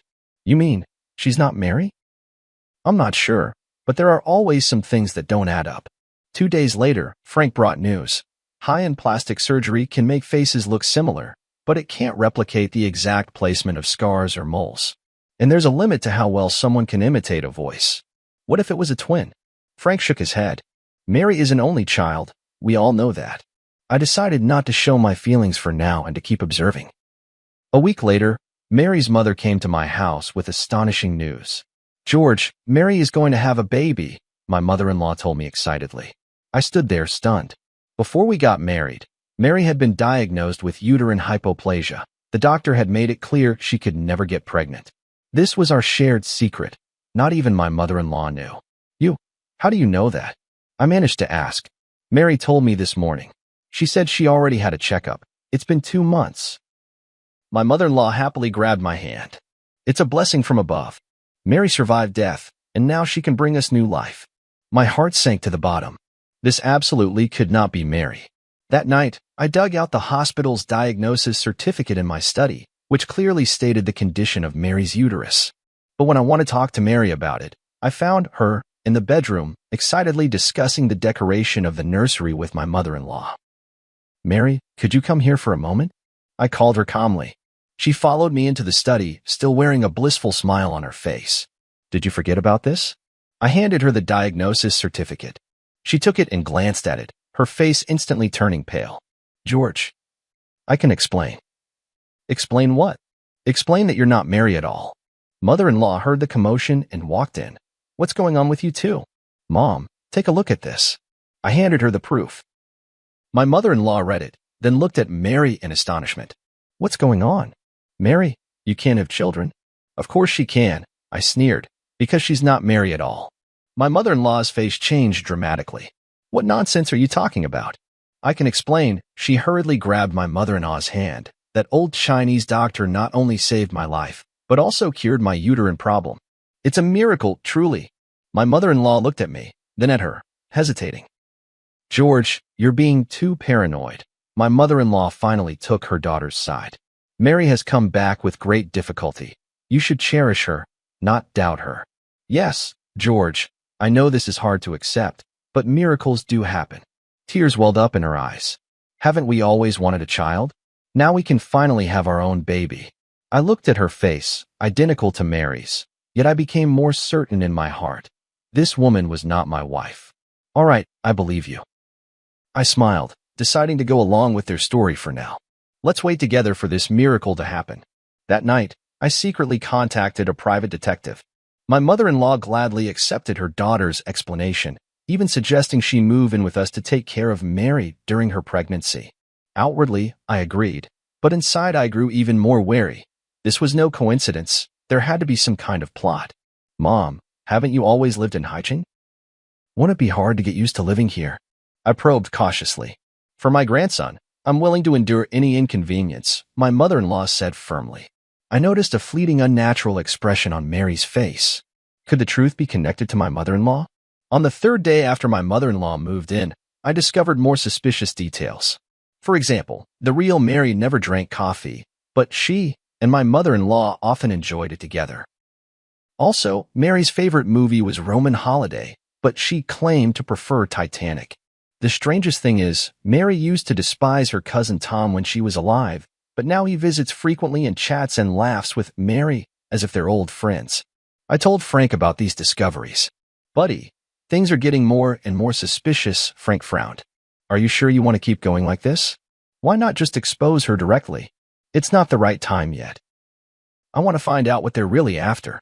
The private detective's investigation also made progress. The so-called old Chinese doctor who had saved Mary did not exist at all, and Mary's whereabouts over the past 3 years were completely untraceable. More importantly, the private detective uncovered a shocking fact during the investigation. Mary's cousin Tom was deeply in debt from gambling, and the painting Eternity under my name, worth over $6 million, was his only hope for quick cash. "They're after your painting," the private detective asserted, "and this fake Mary is likely a professional identity fraudster, hired to win your trust." I took a deep breath and decided to take the initiative. That afternoon, I pretended to go out, but secretly returned home and hid in the study. Sure enough, Mary and her cousin Tom were whispering to each other in the living room. "It's taking too long," Tom said irritably. "How much longer until he sells the painting?" "Don't worry," she soothed him.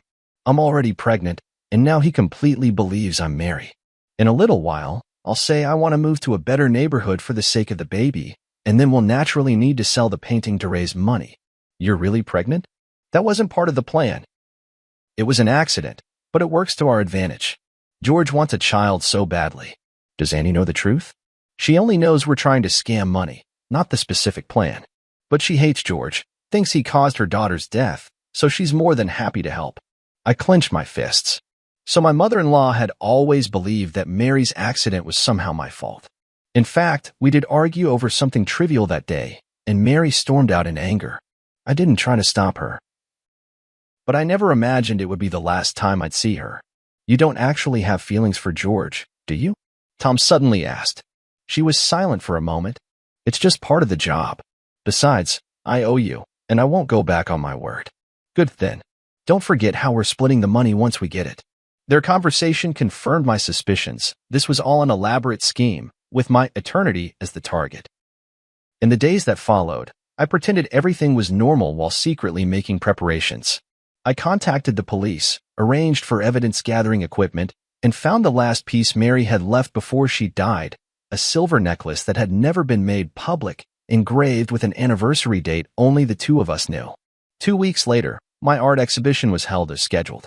As planned, Mary brought up the idea of moving, hinting that I could sell Eternity. I pretended to agree and said I would auction the painting on the last day of the exhibition. "This is a surprise I prepared for you," I said on the eve of the exhibition, taking out a delicate box. "To celebrate the new life we're about to begin." She opened the box in surprise, and inside was the silver necklace. "It's beautiful, thank you." She smiled as she prepared to put it on. "Wait," I stopped her. "Aren't you going to look at the engraving on the back?" She turned the necklace over, and her face suddenly went pale. "What's wrong? Don't you like it?" I asked, feigning ignorance. "No, I really like it. It's just, I'm a bit moved."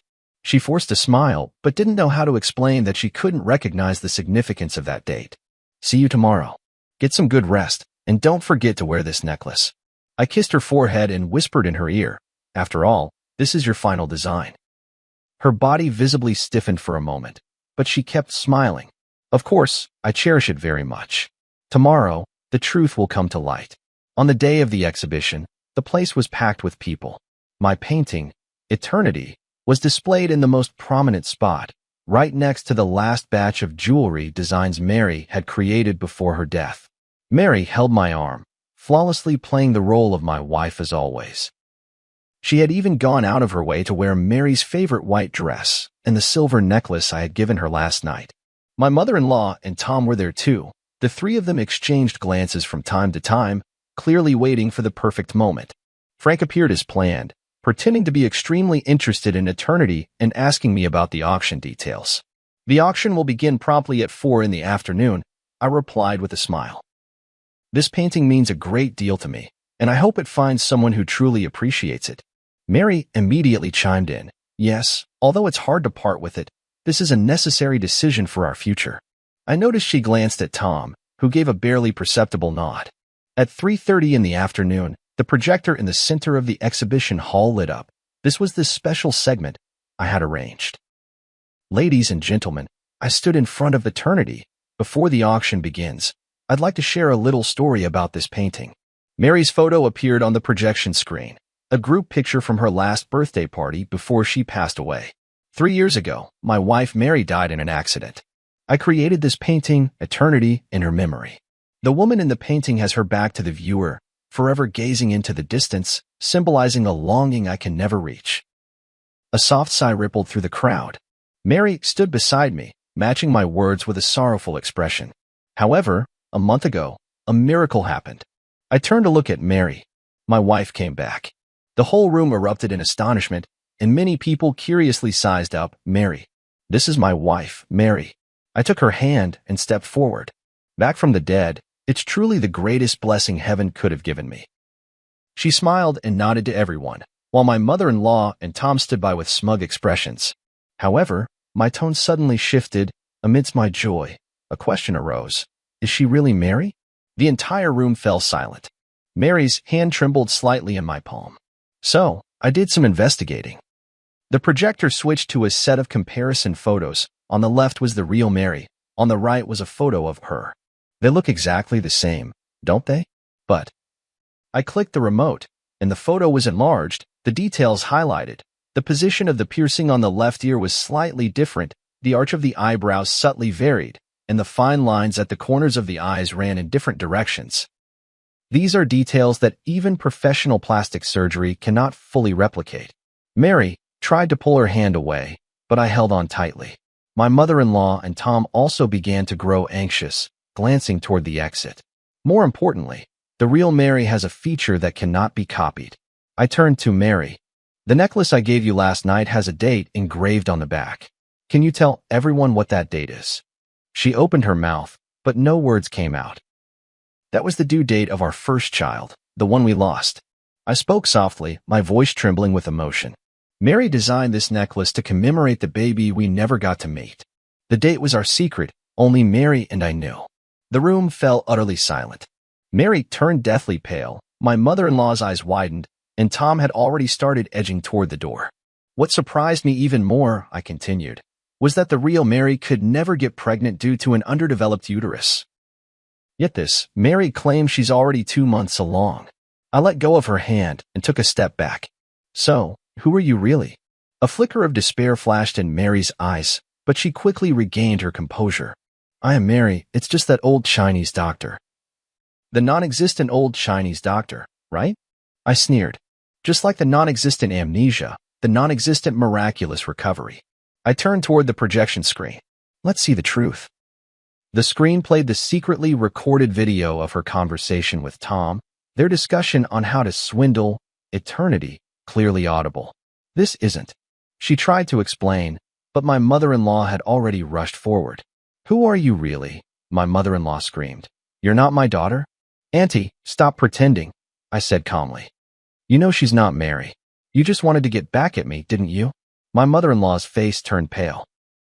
I didn't know she was going to impersonate Mary. Tom just said he needed help to scam some money. Police. Don't move. Several plainclothes officers emerged from the crowd, blocking Tom as he tried to escape. Amid the chaos, Mary took the opportunity to shove me aside and run toward the exit. I chased after her and caught up in the parking lot. Tell me, who are you really? She finally stopped, turned to face me, tears welling in her eyes. My name is Luna. I'm an actress. Tom found me and said if I helped trick you out of a painting, he'd give me $1 million. I needed the money for my sister's medical treatment. Why did they choose me? Why Mary? She shook her head. I don't know. They gave me a lot of information, photos, videos, even your chat logs. I was just following the script. The police arrived and took her away. I stood where I was, gazing at the distant sky, my heart a tumult of emotions. Back in the exhibition hall, the crowd had already dispersed, leaving only Frank and a few police officers. It's all been cleared up, Frank walked over. Tom owed money to loan sharks and was desperate. Your mother-in-law always resented you for not saving Mary, so she helped them plan the whole thing. I walked up to eternity, gently caressing the back of the woman in the painting. Mary, I can finally give you an answer. The police left with the evidence. Frank patted me on the shoulder. What do you plan to do next? I took a deep breath. Prepare for the final painting. What will it be called? The Pursuit, I said softly. This time, I'll paint her face, not just her back. After the case was solved, my life seemed to return to where it was 3 years ago. Eternity was temporarily held by the court as crucial evidence. Tom and Luna were arrested for fraud, and my mother-in-law was investigated as an accomplice. The prosecution wants you to testify in court, the officer called to inform me. The trial is scheduled for early next month. I agreed, though I was utterly exhausted inside. After exposing the deception, I thought I would feel the thrill of revenge, but what I felt instead was a profound emptiness. Those days spent with Mary that month had allowed me to feel a trace of warmth in life again, even if that warmth was born of lies. Frank often came to see me, worried I might fall into despair once more. I told him not to worry, that I was working on a new piece, The Pursuit. Are you really going to paint Mary's face from the front? Frank asked curiously. For the past 3 years, you've always refused to do that. It's time, I replied. We can't live in the past forever. I moved out of the apartment I had shared with Mary and returned to the old house in the suburbs, the place where the real Mary and I had first made our home. The dust-laden memories in the house brought me both pain and comfort. Mary's studio remained just as she had left it, design sketches scattered across the table, unfinished jewelry drafts pinned to the drawing board. One afternoon, while sorting through Mary's belongings, I discovered an encrypted external hard drive. After several attempts, I finally unlocked it using our wedding anniversary as the password. Inside were backups of Mary's design works, along with some personal photos and videos. One folder in particular caught my attention. Inside a folder named Plan was a series of jewelry design sketches, labeled George's Birthday Special Project. It was then I remembered that, in the months before Mary passed away, she often spoke mysteriously about giving me an unparalleled birthday surprise. Leafing through these design drafts, I couldn't help but be moved to tears. Mary had planned to design a jewelry collection inspired by my paintings over the years, with each piece corresponding to a representative work from my artistic career. The last page was a sketch of a ring, with a dark red stone set in the center, its edges adorned with tiny diamonds, closely resembling the sunrise in my early work, Dawn. This is blood amber? I examined the notes carefully, confirming the name of this rare gemstone. Mary's designs had always been bold, but blood amber is extremely rare in the Chinese market, almost impossible to acquire. How did she obtain such a material? As I continued searching, I found a series of email correspondence screenshots. Mary had actually contacted a gemstone dealer in Myanmar, commissioning the blood amber specifically for this ring. The last email showed that the gem had already been shipped, but the date was exactly 1 week before Mary's death. I immediately called Frank. Help me check if there was a package sent from Myanmar 3 years ago, addressed to Mary. 2 days later, Frank brought news. The package did exist, but since no one signed for it, it was returned. However, according to the shipping records, it was resent a month ago, this time addressed to you. What? I was completely confused. I haven't received any package. Check your old apartment? Frank suggested. Back at my old apartment, the manager told me there was indeed a package, but it had been signed for by Mary. She said it was a surprise for you, so she didn't notify you, the manager explained. This meant Luna had taken the blood amber. I rushed to the detention center and requested to see Luna. Separated by glass, she looked much more haggard than the last time we met, but still wore that face so similar to Mary's. What are you doing here? She asked coldly. A month ago, you signed for a package from Myanmar. There was a blood amber inside. I want to know where it is. She looked surprised. How did you know? Tom asked me to sign for it. He said it was some precious gem. He took it. My heart sank. Tom was deep in gambling debt. A precious blood amber would be a windfall for him. He had probably sold it long ago. That blood amber is very important to me, I said softly. It was the last gift my wife left me. Luna was silent for a moment, then suddenly said, maybe it's not that bad. Tom said the stone has flaws, its value is greatly reduced, and he hasn't found a suitable buyer yet. Hope was rekindled. If Tom hadn't sold the blood amber yet, maybe there was still a chance to get it back. Do you know where he might hide it? Luna hesitated for a moment. He has a safe deposit box in a self-storage facility on the east side of the city. After getting the address, I immediately contacted the officer in charge of the case and explained the situation. Since Tom was involved in a large sum of money, the police quickly approved the search request. Mr. George, we've found the safe deposit box, the officer said over the phone. Inside, we did find the blood amber you described, as well as some other evidence. A few hours later, I retrieved the blood amber at the police station. It was even more beautiful than I had imagined. Within the dark red core, Wisps of mist seemed to swirl, shifting strangely under the light.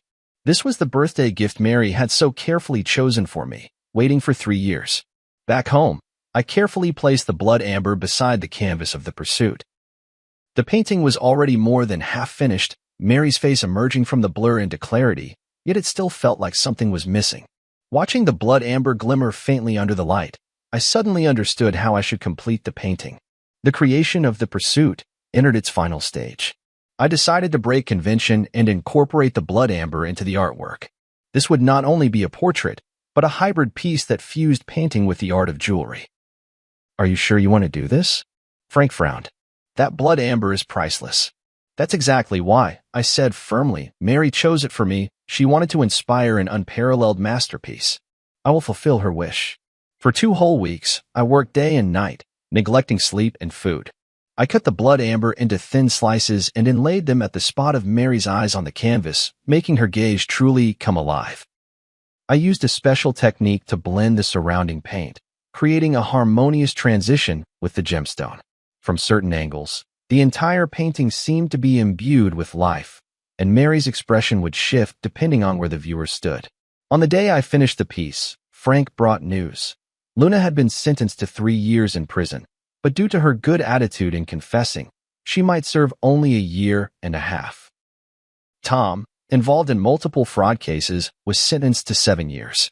My mother-in-law, as an accomplice, received a suspended sentence. The case is finally over, Frank said. Are you planning to exhibit your painting? Yes. Next month there will be a solo exhibition at the National Art Museum, and The Pursuit will be the grand finale. The curator couldn't stop praising this piece, believing it represents the innovative direction of contemporary art and marks the pinnacle of my career. Indeed, this painting, which incorporates Mary's jewelry design concepts, is in some sense a creation we made together. On the eve of the exhibition, I checked the arrangement in the gallery alone one last time, making sure every piece was perfectly lit and positioned. When I reached The Pursuit, I couldn't help but stop and gaze at it. Mary's face was vividly lifelike, her eyes inlaid with blood amber gleaming under the spotlight, as if she were smiling at me. For the first time in 3 years, I faced her directly, no longer painting only her back. Mr. George, a stranger's voice called from behind. Sorry to disturb you, but the gallery has been cleared. He turned around to see a young woman dressed in the museum's staff uniform. And you are? I'm the new curator, responsible for security in your exhibition area, she explained with a smile. I really like your work, especially this piece, The Pursuit. Thank you. I nodded. I'll be leaving soon. She didn't leave, but continued to gaze at the painting. That red gem is beautiful, almost as if it's alive. It's blood amber, I explained, a very rare gemstone. I know, she said softly, top-grade blood amber from Myanmar, containing plant fossils, extremely rare. I looked at her in surprise. You know a lot about jewelry? She smiled. I study jewelry design. I'm just working part-time here. For some reason, Mary suddenly came to mind. She, too, had an almost obsessive passion for and expertise in gemstones. If you don't mind me asking, who is the woman in this painting? She asked. My wife, I replied. She passed away 3 years ago. She was a jewelry designer. I'm very sorry, she said sincerely, then gestured toward the blood amber. This gem must mean a great deal to you. It was the last birthday gift she chose for me before she died, but I only found it recently. She nodded thoughtfully. Setting it into her portrait is the best way to remember her. For some reason, talking with this unfamiliar woman brought me a strange sense of calm. Perhaps it was her love for jewelry that reminded me of Mary. Sorry, I have to continue my rounds. She glanced at her watch. See you tomorrow, Mr. George. See you tomorrow, I replied, watching her leave. On the way home, I felt an unusual peace. The completion of The Pursuit seemed to mark the end of my search for Mary as well. Not forgetting, but remembering her forever in another way. The next day, the exhibition's opening ceremony attracted numerous figures from the art world and the media. The Pursuit undoubtedly became the center of attention, with people marveling at this innovative form of artistic expression.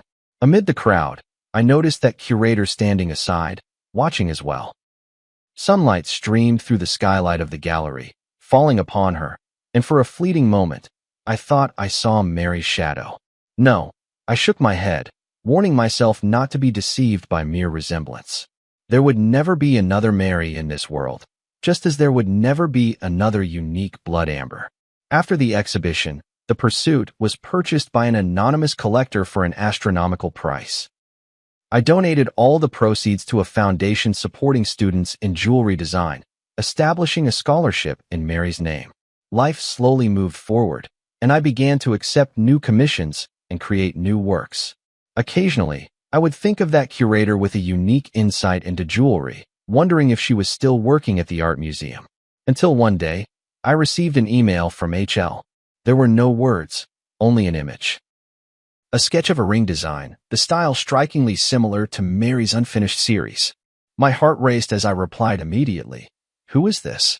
The response came quickly. Yesterday, you brushed past me by the cafe on the street corner, but you didn't recognize me. If you want to know more, wait for me at the museum entrance at noon tomorrow. Is it that librarian? How could she have a design so reminiscent of Mary's style? Filled with anxiety and anticipation, I decided to accept the invitation and find out for myself. The next day at noon, I arrived at the art museum half an hour early. The sun was shining, and small groups of visitors were coming and going from the exhibition hall. But there was no sign of the mysterious person.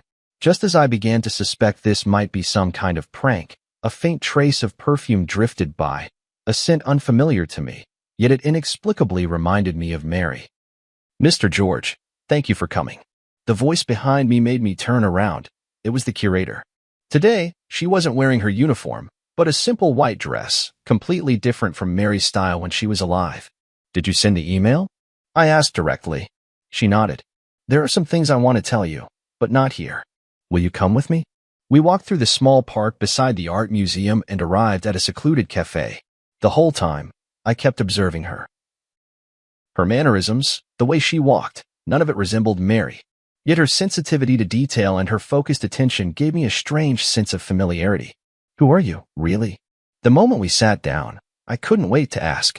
My name is Nicole. She looked me straight in the eye. I'm Mary's student. This answer caught me off guard. Mary had indeed taught jewelry design part-time at the Design Academy before she passed away, but she had never mentioned having any particularly close students. I took her advanced design class the year before she passed, Nicole explained. Her guidance benefited me for a lifetime. That still doesn't explain why your designs resemble her style so much, I said, half convinced. Nicole took a folder out of her bag. These are all notes from Ms. Nicole's class and her feedback on my work. You can look at the handwriting and confirm that it's really hers. I carefully examined the materials. It was indeed Mary's handwriting. There were even traces of the pale purple ink she habitually used. Before Ms. Nicole passed away, she was guiding me on my graduation project, Nicole continued. The theme was interwoven light and shadow, blending Eastern and Western aesthetic elements. She gave me a lot of valuable advice, and even showed me a sketch from a private project she was working on at the time. George's special birthday project? I blurted out. Nicole's eyes widened in surprise. You know about it? I only found out recently.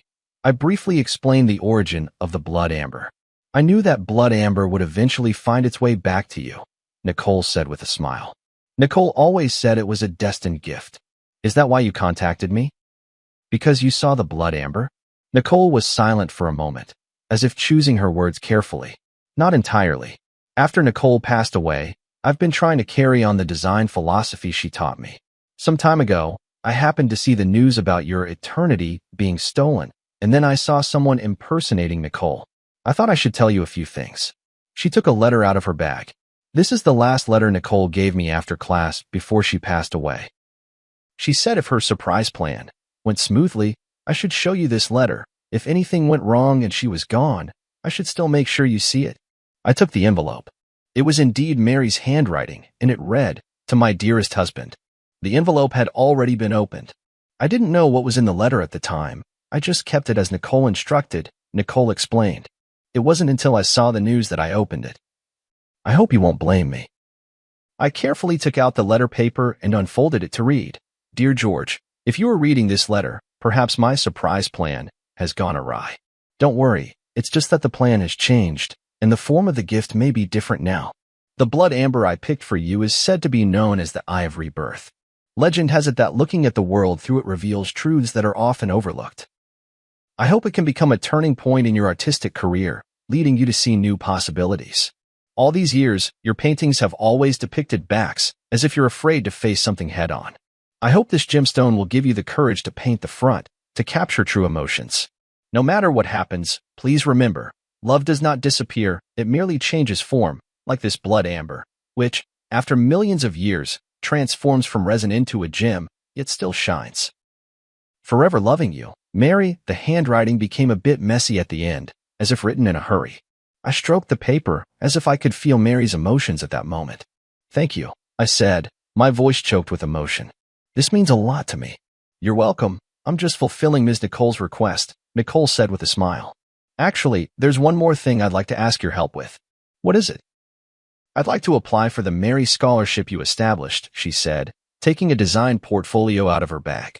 This is my graduation project, combining Ms. Nicole's ideas with my own innovations. As I flipped through the portfolio, I was surprised to find that while these designs bore traces of Mary's influence, they also possessed a unique style and innovative touches. In particular, a series called Metamorphosis cleverly combined jewelry with transformable elements, allowing the pieces to change form according to the wearer's mood and occasion. This is outstanding, I praised sincerely. Mary would be proud of you. A hint of joy flashed in Nicole's eyes. Really? I've always worried I couldn't live up to her expectations. You've already moved beyond the learning stage and developed your own style. That's exactly what she hoped to see. As we talked, sunlight streamed through the window and fell on Nicole. In that moment, I seemed to understand something. When Mary spoke of love changing its form, perhaps she wasn't just referring to the blood amber, but also to her passion for art and its legacy. Luna tried to impersonate Mary by mimicking her appearance, but she could never truly replicate who she was. Nicole, on the other hand, looked nothing like Mary, yet she inherited a part of her artistic vision and spirit. Perhaps this is the true gift Mary left me, not the blood amber, but a new possibility, a path out of the past. Nicole's graduation exhibition was held in a small gallery. Though the space was modest, it was exquisitely arranged. Her works were divided into 3 series, representing the past, the present, and the future, forming a complete narrative. This is a brilliant idea, I sincerely praised. From tradition to contemporary and then to the future, it showcases the evolution and possibilities of jewelry design. Nicole smiled and nodded. This was inspired by teacher Nicole. She always says that good design should look back at history, be grounded in the present, and look forward to the future. As I walked through the exhibition hall, I noticed a special display case in the corner, containing only one piece, a seemingly simple ring with a small red gemstone set in the center. This is. I leaned in to read the label, which said, in memory, dedicated to teacher Mary. Yes, I made it from a small piece of blood amber I bought with my own savings, Nicole explained. It can't compare to the quality of yours, but it's also from Myanmar. I examined the design of the ring closely. Clean, powerful lines, with fine silver threads encircling the blood amber, as if protecting the central gem, yet also seeming to radiate light outward. This is very similar to Mary's final design style, I said softly, but it also has your own unique touch. I wanted to create a piece that could both commemorate teacher Nicole and showcase my own style, Nicole explained. The blood amber represents her influence, while the outer design is the direction of my own development. The exhibition attracted quite a few industry insiders, including some well-known figures from the jewelry design world. After viewing the exhibition, an older female designer approached Nicole and offered her an internship opportunity. I stood by, genuinely happy for Nicole. In the evening, as the exhibition was drawing to a close, Frank arrived as well. Seeing me with Nicole, he gave me a knowing smile. New friend? He asked me quietly. Mary's student, I explained simply. Very talented. Frank nodded without asking further questions. After touring the exhibition, he gave high praise to Nicole's work. It blends traditional and modern elements, demonstrating both technical skill and artistic expression, quite rare. Nicole thanked him politely. This wouldn't have been possible without the guidance of teacher Nicole and teacher George. After the exhibition, the 3 of us went to a nearby restaurant for dinner. During the meal, Frank talked about recent trends in the art market, while Nicole shared her insights on contemporary jewelry design. The conversation was light and pleasant, and I realized it had been a long time since I had relaxed and chatted with others like this. After a few rounds of drinks, Frank received an urgent call and left early. Only Nicole and I remained in the restaurant, and the atmosphere suddenly became a bit quiet. Mr. George, Nicole hesitated for a moment before speaking. I've always had a question I wanted to ask you. What is it? After you finished the pursuit, what are you planning to create next? The question caught me off guard. To be honest, ever since the pursuit, I haven't had any new inspiration. That painting seemed to have drained all my emotions and creativity. I haven't decided yet, I answered honestly. It might take some time to find a new direction. Nicole nodded thoughtfully. Nicole once said that the hardest thing for an artist isn't creating a stunning masterpiece, but finding a way forward after reaching the peak. She really did say that, I recalled with a smile. Mary always saw further than I did. Maybe, Nicole said softly, you could try a new direction that combines your work with jewelry design?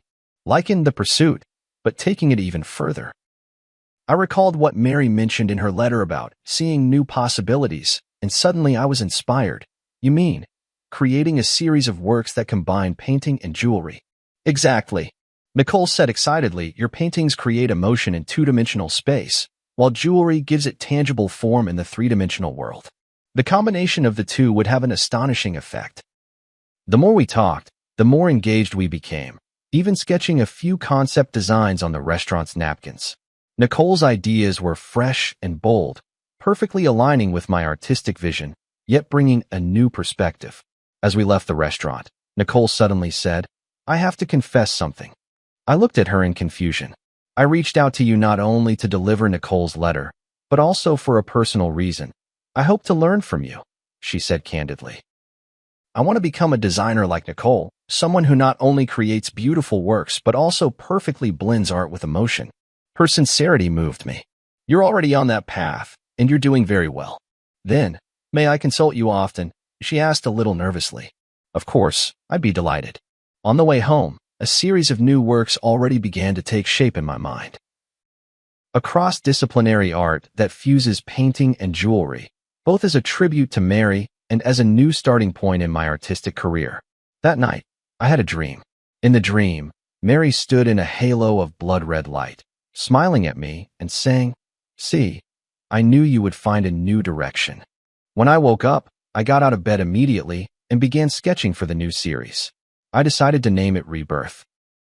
Not only representing the ancient life forever preserved in blood amber, but also symbolizing the rebirth of my artistic career, as well as the inheritance and development of Mary's artistic vision. A week later, I submitted a new series proposal to the gallery and received an enthusiastic response. The curator even suggested holding a special exhibition themed Between Dimensions, a dialogue between painting and jewelry. For this project, I invited Nicole to join the team as a jewelry design consultant. She had just graduated from design school and was both excited and nervous about the opportunity. Am I really up to the task? She asked me in the studio. You understand Mary's design philosophy better than anyone, I assured her. That's exactly what I need. In the days that followed, we worked at a feverish pace. We created during the day and discussed at night, sometimes even working through until dawn. Nicole's ideas flowed endlessly, and I transformed those thoughts into concrete artistic expressions. In the process, I rediscovered the pure joy of creation that I hadn't felt in a long time. One late night, when we finally finished the design for our first piece, Nicole clapped her hands excitedly. This is amazing. Teacher Nicole will definitely love it. At the mention of Mary, she suddenly realized her slip and looked at me nervously. I'm sorry, I didn't mean to. It's all right, I said with a smile. I think Mary really would like it. She always hoped I could step out of my comfort zone and try new ways of expressing myself. Nicole let out a sigh of relief, then hesitantly asked, Professor George, may I ask you a personal question? What is it? When you faced the woman impersonating Professor Nicole, how did you see through her? I mean, from the news reports, she seemed like an exact copy of Professor Nicole. I pondered for a moment. Superficial resemblance is easy to achieve, but a true personality cannot be duplicated. Mary's perception of art, her attitude toward life, the way she handled details, these were all unique. Just like a work of art, Nicole mused. No matter how perfect a replica is, it can never capture the soul of the original. Exactly. We worked through the night again, and finally established the overall framework for the Rebirth series. 7 pieces, each blending elements of painting and jewelry, together telling a story of loss and recovery, death and rebirth. As our collaboration deepened, my relationship with Nicole gradually shifted from teacher and student to partners, both mentor and friend. Sometimes, when the light traced the gentle contours of her focused profile, I would unconsciously think of Mary. But soon, I realized that this association wasn't due to any physical resemblance, but rather that same dedication and passion for art. "George, you look much more spirited lately," Frank remarked at a gathering. "It's been a while since I've seen you so full of life." "Yeah, the new project has helped me rediscover the joy of creating."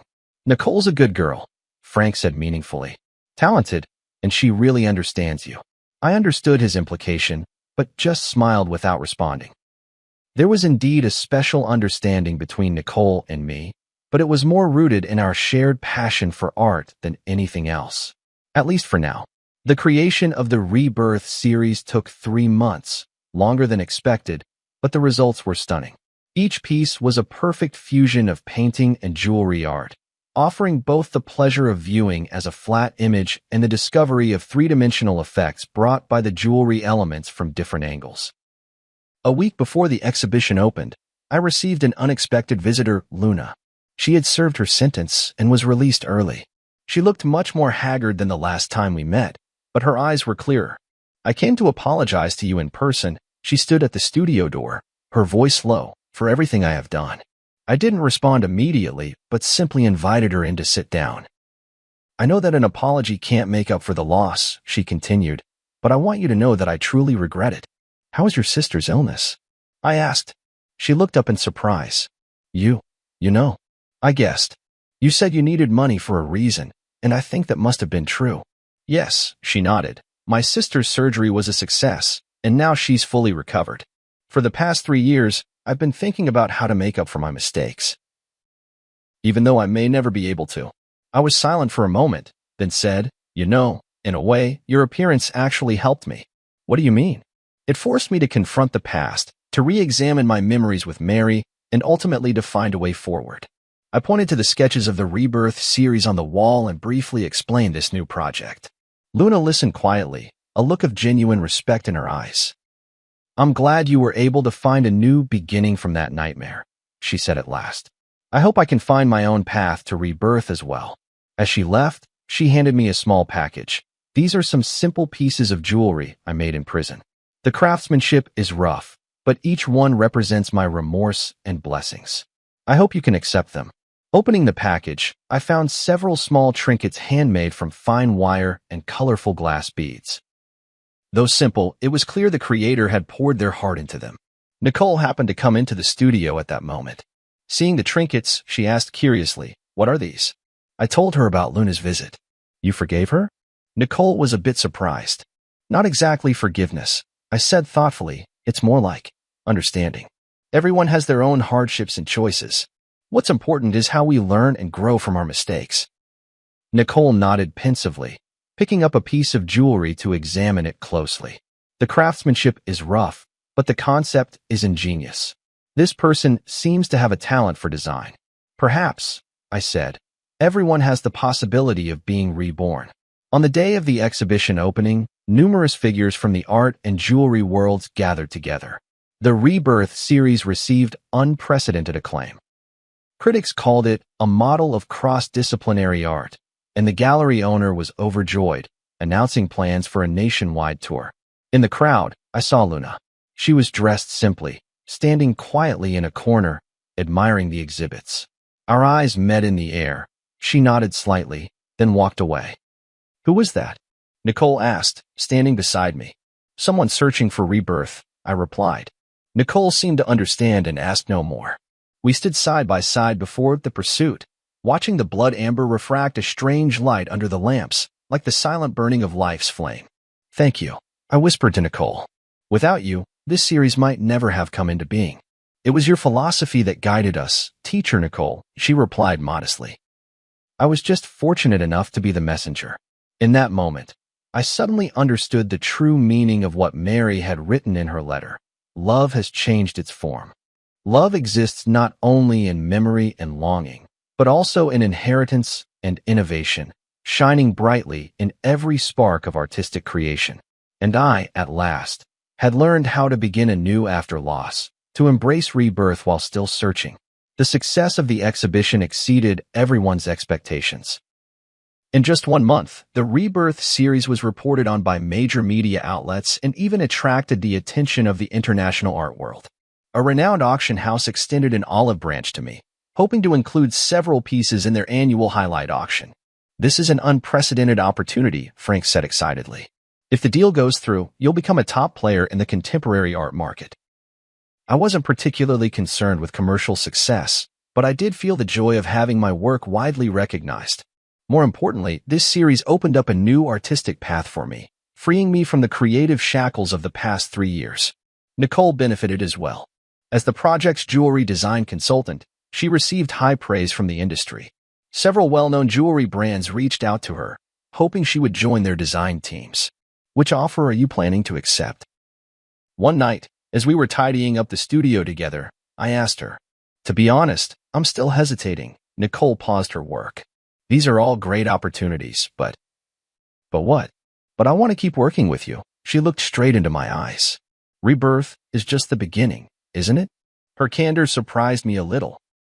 Indeed, the success of this series had opened up many new creative possibilities for us, but I wasn't sure if I should continue such a close working relationship. "You should consider your own career development," I said tactfully.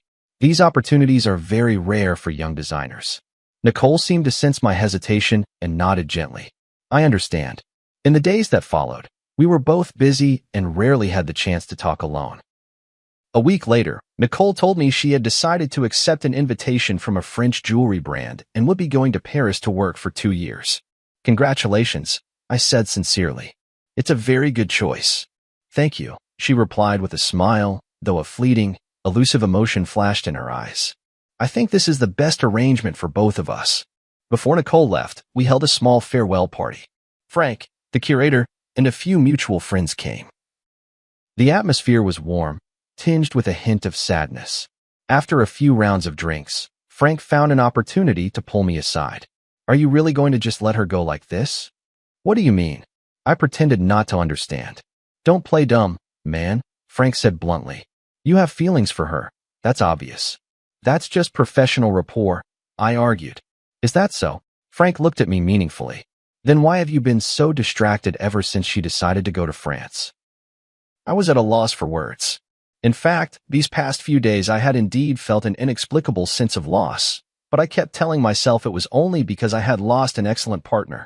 "I know what you're worried about." Frank lowered his voice. "You feel like you're letting Mary down, don't you?" I remained silent. He had touched upon the deepest concern in my heart. "Mary has been gone for 3 years now." Frank gently patted my shoulder. "She would want you to be happy." After the party ended, I walked Nicole home. The night was tranquil as water, and the city lights flowed around us. "Thank you for your help and guidance these past few months." Nicole stopped at the entrance of her apartment building. "This experience has meant so much to me." "I should be thanking you," I said sincerely. "Without you, the Rebirth series would never have been completed." We fell into silence, as if both searching for the right words to say goodbye. "My flight is the morning after tomorrow," Nicole finally said. "I still have some things to take care of tomorrow. So, this is probably the last time we'll see each other. 2 years will pass quickly." I tried to make my voice sound light. "Paris is a beautiful city. You'll like it there." She nodded, a complex emotion flickering in her eyes. "Professor George, there's something I've always wanted to tell you, but never found the right opportunity." "What is it?" "I chose to study jewelry design because I saw Nicole's works." She took a deep breath, or more precisely, because I saw the pieces Nicole designed for you. The way she perfectly fused love and art moved me deeply. "I didn't know that," I said in surprise. "I've always hoped that one day I could be like Nicole, creating art filled with emotion." Nicole continued, her words coming faster, as if afraid she might lose her courage. "But now I realize that what I want even more is to create for a specific person, just like Nicole created for you." I understood her implication, and my heart suddenly began to race. Nicole, please don't respond. She gently interrupted me. I just wanted you to know before I leave. No matter how you feel right now, remember that starting over is not a betrayal of the past, but a way of cherishing life. With that, she rose up on her tiptoes and softly kissed my cheek, then quickly turned and walked into the apartment building, leaving me standing alone in the night, my mind in turmoil.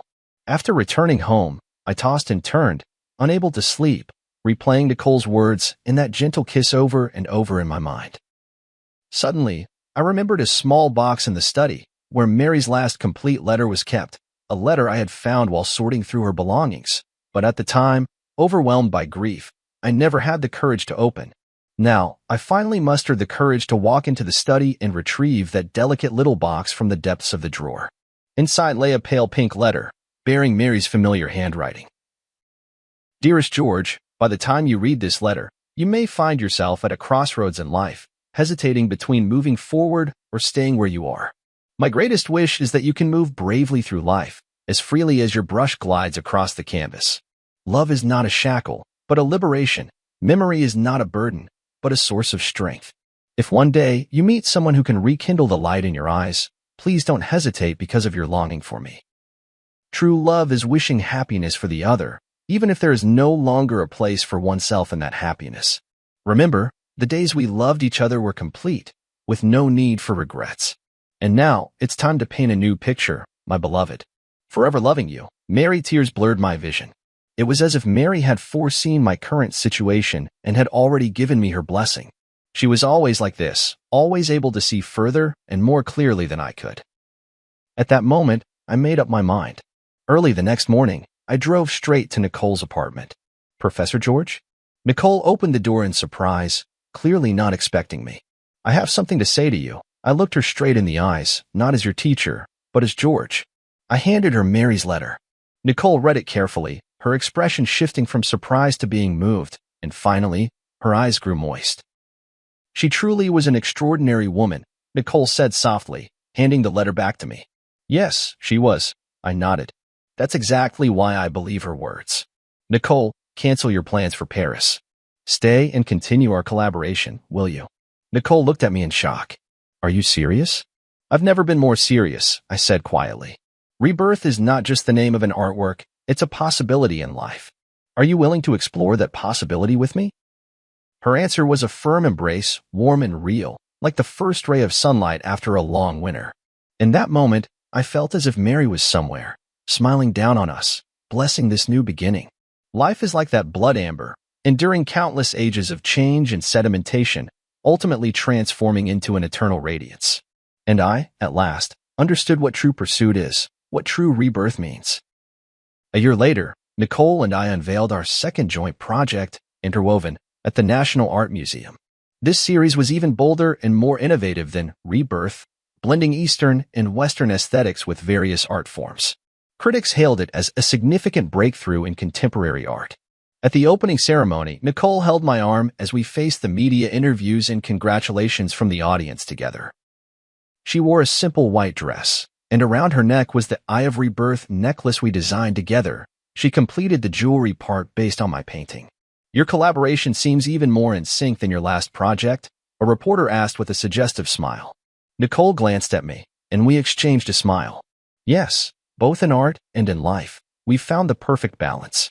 This indirect answer drew a round of good-natured laughter from the reporters present. My relationship with Nicole was no longer a secret, but we always kept a low profile, letting the public's attention remain focused on our artistic creations. After the exhibition, we drove out to a small hill in the countryside. There stood an ancient oak tree, beneath which Mary's ashes were laid to rest.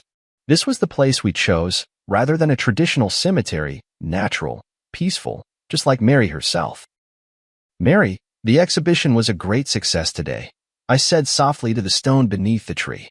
Nicole's designs were admired by everyone, just as you once predicted. Nicole crouched down and placed a bouquet of white daisies in front of the stone.